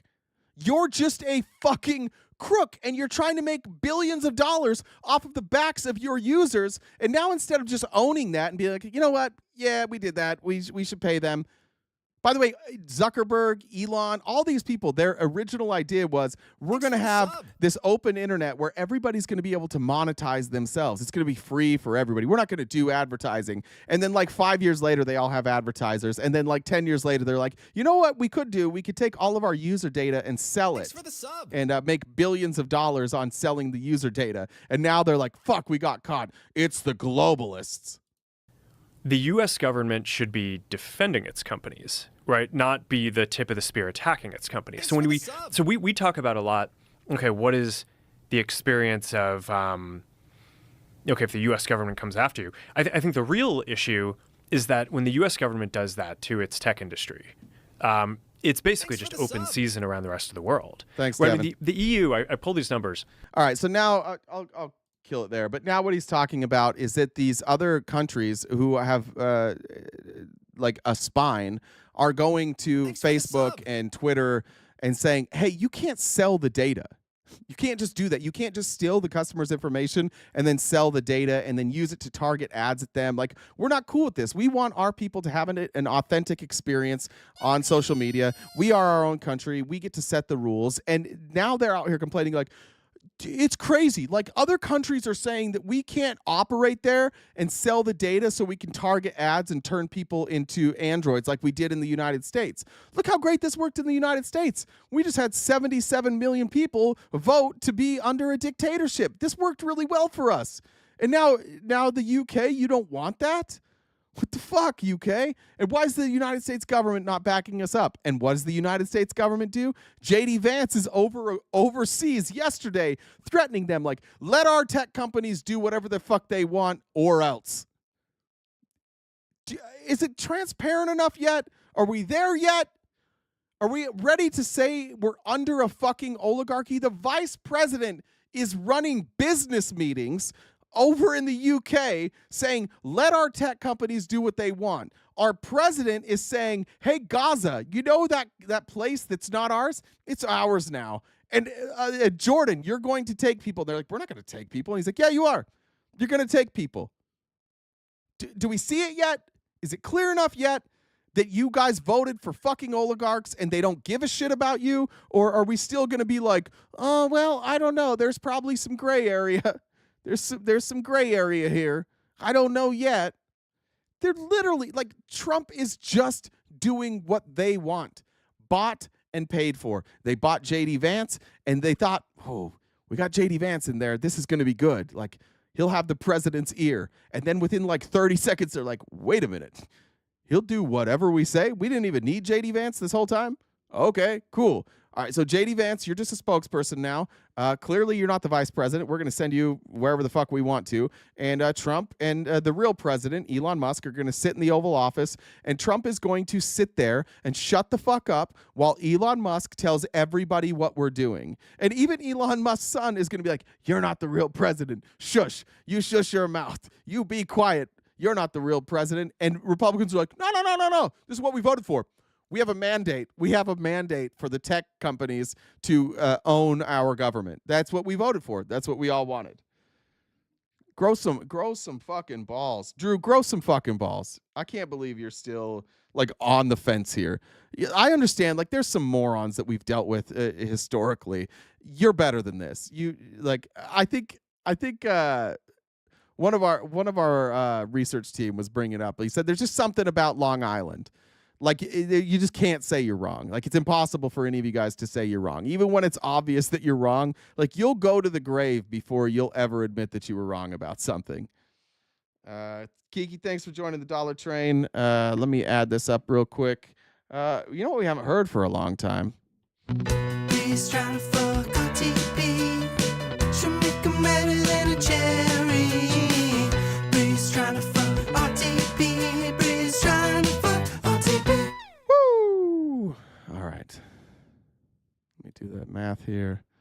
All right. We're like halfway done. And this is it's kind of what we do every day. We wait till the last minute to hit the gift goal. I would just say, if there's someone out there who hasn't donated before, and you can, let's not make the same people knock out the gift goal every day. That'd be dope. But thank you everybody also for all the new subscribers. That is super useful so that we don't have to do gifts too much longer. Now here's Steve Forbes. By the way, like, there's a harmful government. How many more billionaires do you have to tell you that, like, how many more billionaires have to lie to you about the CFPB before you're going to realize that there's a real organized effort by the richest people among us to fuck over the American people? This is Steve Forbes, who, by the way, is not a terrific reader because he's reading this off a script. But look at Steve Forbes say the same thing. An agency that should be shuttered.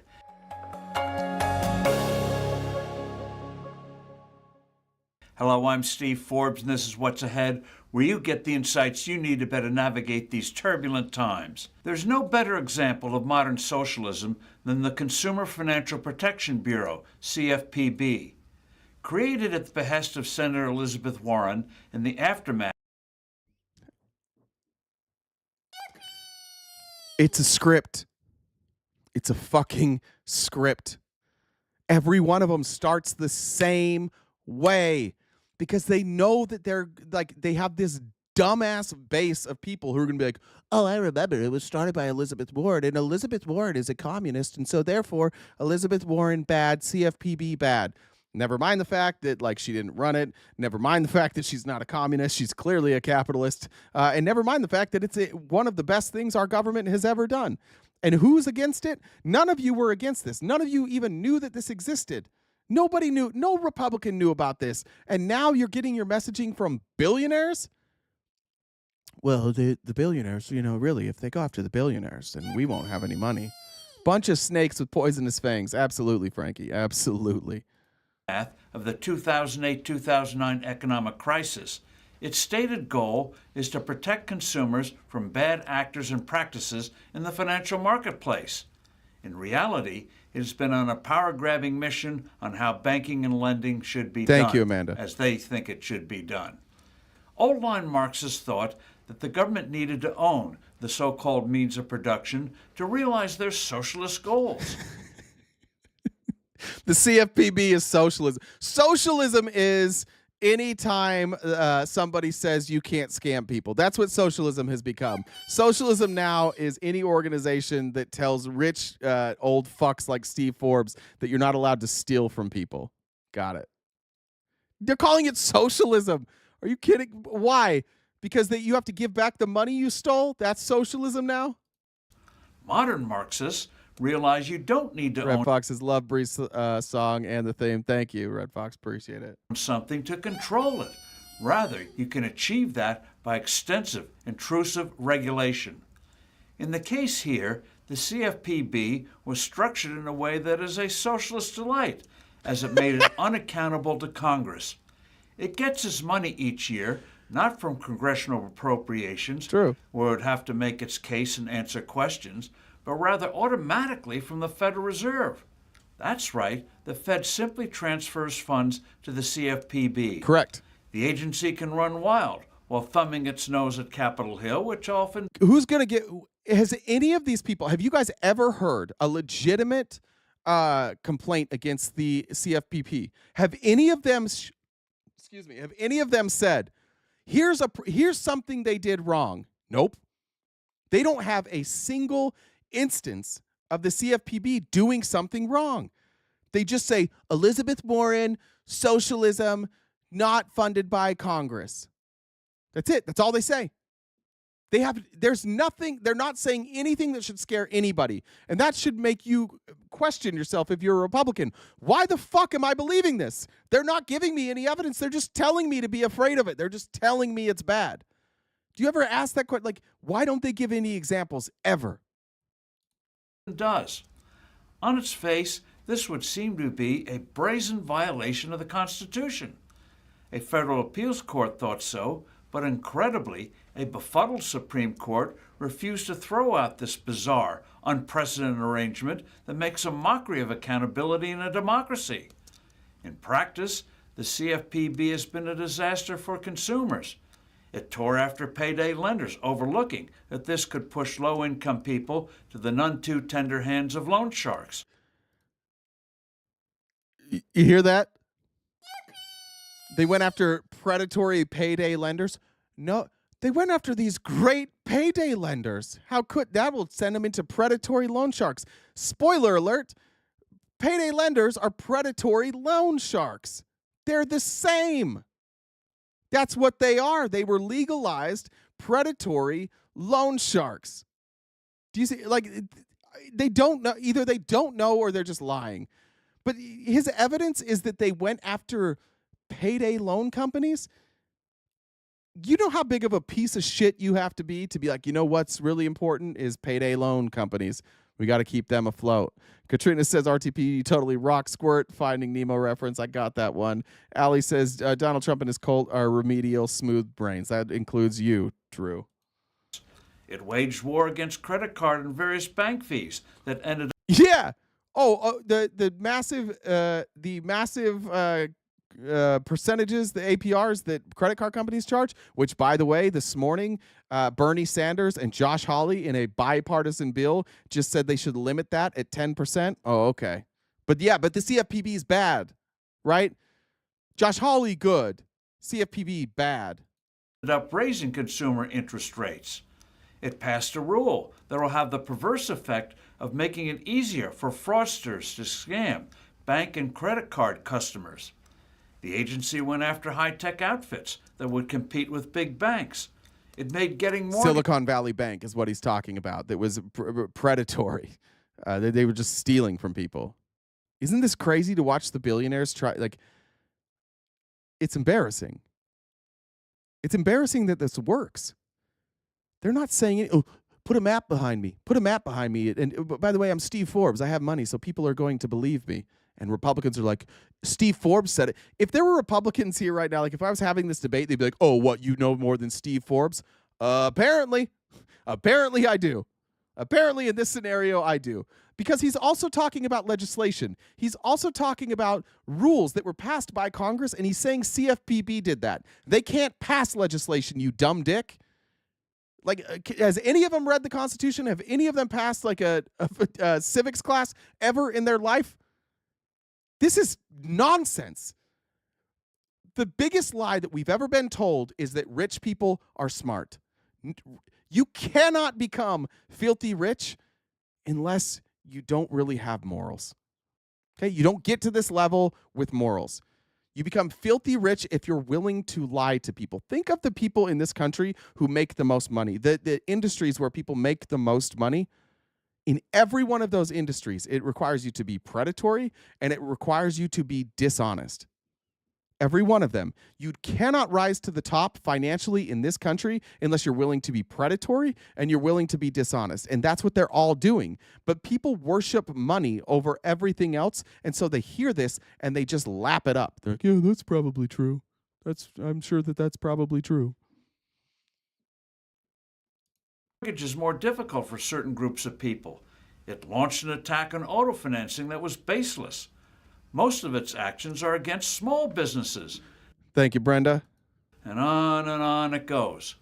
Of course there's wrongdoing in the money business, but there are plenty of rules and laws on the federal and state level to deal with those. Given its egregious mistake, Perhaps the High Yeah, Court are can there reverse its are there rules that why does it need to exist then? How come none of those rules catch it? How come it's always the CFBP that's returning money to the people? How come none of these states are returning money? How come? If those already exist, how come it's always the CFBP who's doing it? itself in a face-saving way. The Fed is ostensibly supposed to use the interest it receives from its $7 trillion portfolio to fund the CFPB. But in a first in the history of central banking, the Federal Reserve is losing money. Yeah, they're losing money. The Federal Reserve lost money in 2023. That's what he's talking about. You know why they lost money in 2023? Because they had to bail out so many fucking people. That's what he's talking about. They lost money because of bailouts. That's it. That's why they lost money. And you know what? They will see a return on that investment on those bailouts in 10 years. They've structured it that way. They'll get that money back. That's why the Federal Reserve isn't freaking the fuck out right now, because they understand, just like anybody, if you loan out a massive sum of money at once, you're not going to get a return on that immediately. That return is going to come after 10 years. These PPP loans, they are not 1-year loans, right? Some of the 10-year loans. So you're not going to get your return, just like any bank. You're not going to get your return necessarily for 10 years. So now he's lying again. He's just misrepresenting this information for the first time in history. Yeah, no shit, dude. Yeah, no shit. There was a global pandemic, and we gave out loans to businesses to stay afloat, and we're going to make money off of those. We just didn't that year because the loans haven't come to term yet. These motherfuckers are such liars, and they're disgusting. He's reading it off a script. He doesn't even have the ability to explain this plainly. He's reading it off a script. It loaded up on bonds and mortgages that pay little interest. Banks deposit their reserves at the Fed, and the Fed pays interest on those reserves at a far higher rate than what it gets from its portfolio. Last year, the Fed's loss was over $100 billion. The Supremes could perhaps use that technicality. The Federal Reserve isn't financing this agency from its portfolio earnings. And by the way, who approved those bailouts? Who approved it? Congress. Congress approved that. So now he's like, we should use this as a reason to say, fuck the Fed. Let's get rid of the Fed. Let's get rid of the CFPB. And let's just put all the control into the hands of people like me, Steve Forbes. Like, it's so dishonest and so transparent that it's frustrating that we have to explain it. Charlotte says, fuck Donald Trump. I agree with that. She said FDT, but I added a little flair to it. Thank you for that donation there. Let me check real quick on, I think I missed one. I don't know if I read this one yet. Oh, I did. I did read that one. Elizabeth, thank you for joining the Dollar Train. Appreciate you.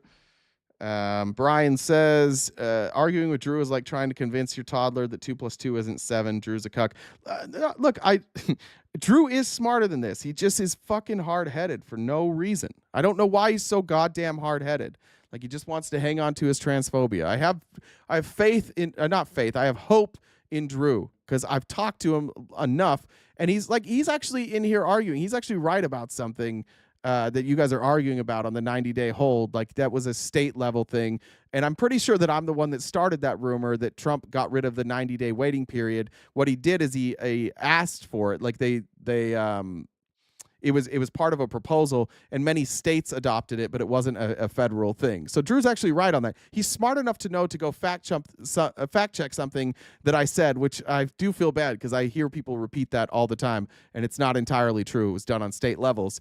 He's smart enough to understand this stuff, but still too stubborn to stop listening to fucking morons. So I'll just say that. Like, I've seen Drew come to conclusions that other people don't come to. He's smart enough to figure it out. Just is too stubborn. That's what Drew is. Drew's not dumb. There's Republicans that aren't dumb.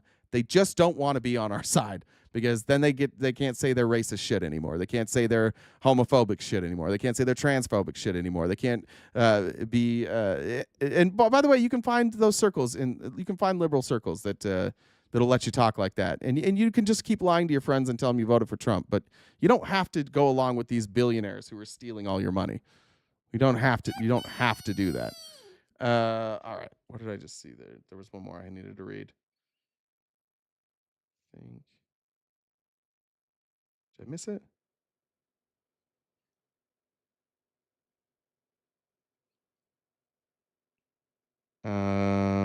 Susan says, long-time listener, first-time donating. Should have done it sooner. You and your team are worth so much more. Thank you, Susan. I appreciate that. But he's still a phobe. That's true. I'm not defending his phobe. He's still a phobe. Valerie says, can we vote Drew off the island until he subscribes? Drew, are you not subscribed? Yeah. Drew, you're paying me for this now. If Drew's not paying me, he's got to start paying me. Drew, have you not been paying your dues? Yeah. Drew, you have to become a subscriber to stick around. That's the new rule. It's the new rule. At least Text sends me money now and then. At least Text will send me some money to ask questions or read something. Drew's not even doing that. RFK Jr. was confirmed. Did any Republicans not vote for RFK? Or was it unanimous? Oh, I guess it has to be, yeah. It's a union. That's right. This is a union. This is the news. This is the newsies. That's what we're about here. All right. How much time do we have? 10 minutes? Let's see. Mitch was the only one. All right. Well, good for you, Mitch. Mitch McConnell did something neat. It's about damn time. That sucks. That sucks that like Mitch McConnell's the best one over there. He's the best one left. I don't like that one bit. What do I have here? What do I have for 10 minutes? All right, let's do this. I'm just going to go over just a couple things from Dan Goldman. The House had a hearing on it was the the government waste, and this is Dan Goldman. Look, the thing that I think one of the things that's like kind of frustrating to me is that Jim Jordan and Dan Goldman, like all these people, like will laugh back and forth.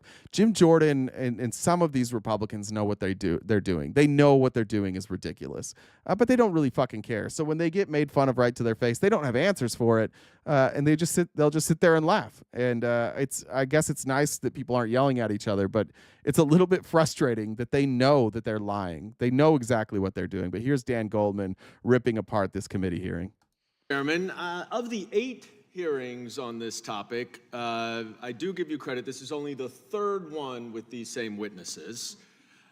This one, though, introduces a new wrinkle: censorship by foreign countries, of course, which Congress has no jurisdiction over. So I do give you some credit because at least the first 2 with them had something to do with our jurisdiction. Gentlemen yield?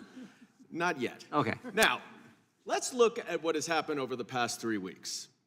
Donald Trump pardoned more than 1,500 criminals from January 6th, including hundreds who were convicted of assaulting police officers. So much for backing the blue. He tried to freeze all federal funding: SNAP benefits, Medicare, Medicaid, Social Security, tax refund checks, you name it. He illegally fired senior... Shit, I missed one. Katrina, I love you, Trina. Sorry about that. I missed your super chat. officials and inspectors general, and even the director... Oh, shit, I missed a bunch. Johnny Longtrail said I used payday lenders while I was in the Army. Okay, I just missed those 2. Thank you. ...of the Office of Government Ethics, because they might, God forbid, provide accountability to the convicted felon in the White House. And the president has given an unelected billionaire total access to the inner workings of every executive branch agency, and he is freely terminating government contracts and government officials. Now, whether you agree or not with whatever Donald Trump and Elon Musk are doing, it is a breathtaking and unprecedented usurpation of government power. And instead of Congress actually using its oversight authority to provide a check and balance on this government takeover, the Republican majority is once again here talking about Hunter Biden's laptop, the Twitter files from many years ago, and now a new one, censorship in Europe. Now, when asked about what guardrails there may be on Elon Musk's infiltration of our federal government this past weekend, the chairman said, and I quote, "The guardrails are all you all in the press who are talking about it every day." The press? The press? What about Congress, Mr. Chairman? It's amazing to see these Republicans just over and over be like, yeah, the press, that's, Elon can do our job, the press can do our job, but the one people who aren't, the one group that's not allowed to do our job is us. We're not doing our job anymore. So we've handed it off to Elon, we've handed it off to the press, and our job is just to suck Donald Trump's dick over and over and over again. That's all we do now. We are just here to cheerlead Donald Trump while the press tries to do something, the Democrats try to do something, and Elon tries to do something. But God forbid we do our fucking job. We're not doing our job. It's everybody else is doing it. Our Constitution places responsibility for oversight and accountability on Congress, not the press. It is almost as if my colleagues on the other side of the aisle wake up in the morning and think, how can I undermine my own power? Let's be very clear. Nobody has any idea what Elon Musk is doing, including the president. Thanks, Megan. Including my friend from Texas, who has no idea whether Elon Musk has found fraud or not. And I find it shocking that my Republican colleagues are willing to simply take Elon's word for it. It's Ellen. Just yesterday, Mr. Musk admitted that at least some of what he says is incorrect. So even Elon Musk does not take his own word for it. Now, how about this committee investigate Elon Musk's rampant conflict of interest, Mr. Chairman? He has 6 companies that have at least $13 billion of government contracts.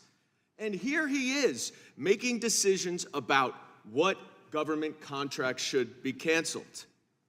And I want to introduce, by unanimous consent, an article in the New York Times from yesterday that talks about... Kim says, Mitch is not the best. He is the only one who has lived through polio. It's a great example of they came from me. He knows what will happen, so to put vaccines, it has not impacted anyone else, so they don't care. That's fair. Well, he's their best, though. He's their best version. The 32 ongoing investigations into Elon Musk and his... 32 current investigations into Elon Musk. 32. And we're allowing him to get rid of all of the departments that are investigating him. And Republicans are just like, no, this is fine. This is totally fine. 32 investigations, that's fine. 17 different organizations. Okay, cool. Yeah, we'll just get rid of them. Let's just do that. Well, he did give Trump a lot of money, so he deserves it. You guys are just cool with this. This is crazy. This is honest to God crazy. If I told you this story about Russia, you'd be like, fucking Russia is corrupt. If I told you this story about anybody but the Republicans would be like, that is incredibly corrupt. But if you tell it about Republicans, they're like, yeah, this is what we voted for. Sure you did. Sure you did. His companies. This article outlines how Trump and Musk have fired officials in 11 federal agencies that are leading investigations or enforcement matters or lawsuits pending against Elon Musk. Now, all the investigations have stalled. Lucky Mr. Musk. Can't be the conflict of interest. Not objection. So enter. The Consumer Financial Protection Bureau has received hundreds of complaints against Tesla. Last week, after Elon Musk gutted that agency that protects everyday Americans against corporate greed, Mr. Musk tweeted, CFPB, RIP. Now, bragged about it. He's bragging about it, and Republicans are celebrating it. He went on this. They have this war against the CFPB, who's investigating them and protecting consumers, and he just brags about it. And Republicans are just like, yay, yay. Thanks, Charles. Appreciate it. I think that knocked most of the goal off. I appreciate that. Get some balls, guys, to my brethren on the other side. Reach down there if you got anything between your legs. Please, for the love of God. We're at the begging stage. Can you please help us save democracy? Like, I know we laugh a lot. I know we joke a lot. Can you please, please figure it the fuck out? You were just wrong. It's okay. Nobody's going to hold it against you forever that you were wrong. Well, some people will, but who cares? You were just wrong. You don't even have to say that you were wrong. Can you please get on board and just say, hey, let's not hand over our country to Elon Musk? It's not better for you. It's not better for anybody. It's significantly worse. The American experiment is almost over. It's almost done. And if you want to live in a dictatorship, that's fine. If you do it like that, we're just there. We're just there. A lot of us are trying to figure out where we're going to go. And you guys might think like, oh, that's great. All the libs will be gone. But eventually the money runs out. If all the libs leave, you guys don't have any money. And then what are you going to, then they're going to start getting, then they got to figure out who to get rid of next. Who are they going to get rid of next? Poor, sick, industries that don't matter much. Perhaps if you're in real estate, who the fuck cares? You're gone. There's never going to be an end to who they try and get rid of. If you like freedom, great. Yarvin, Musk, Thiel, Trump, they all want more than anything loyalty and control. If you go read Yarvin's plan, if you go read what's his name, Balaji Srinivathan, I think is how you say his name. They want. You think that the COVID lockdowns were bad? You know, that time when like nothing really happened, but you all pretended that you were locked down. It was this massive infringement. They want an entire police state. They don't want you to go anywhere without them knowing where you are. Elon Musk is putting chips in people. Chips. He wants to put chips in everybody. Are we serious about this? The guy's putting chips in people. They want to cut down speech every fucking day. I wake up to Donald Trump attacking the free speech, going after the press, going after speech, telling people that if they don't say Gulf of America, that they can't be included. What the fuck are we looking at here? We never forced you to, we never ever, not one goddamn time did we force you to use pronouns. You were never forced. There was no threat to using pronouns. All you had to do is not harass people. All you had to do is not be assholes all the time. You could be as transphobic, as homophobic, as racist, as bigoted, as misogynistic as you fucking wanted to. You just couldn't target people. That's all we asked for. And you went, you're attacking my free speech. And now your speech is gone. You don't have free speech.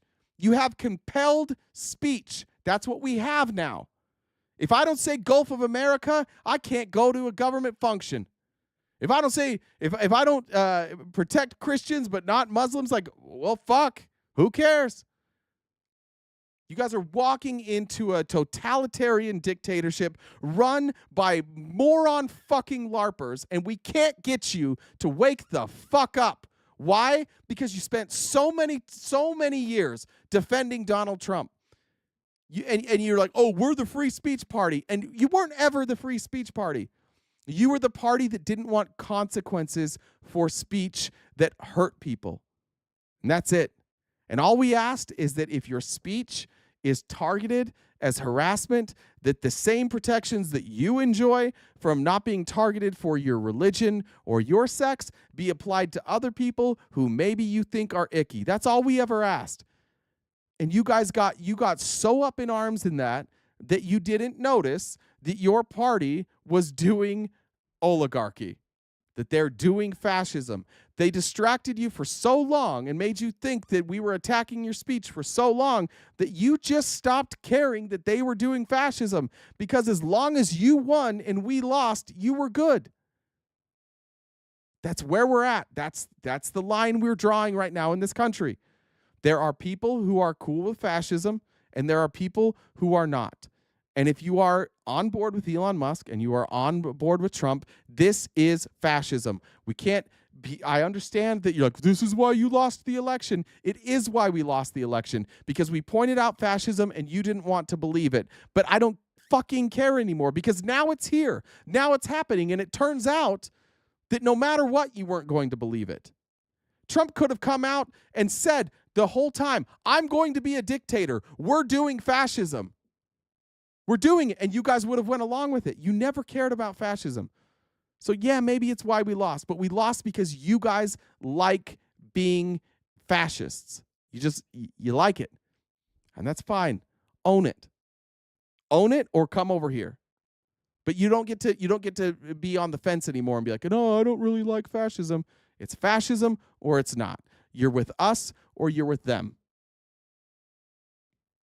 I think it's time for you guys to take a stand. They're not that scary.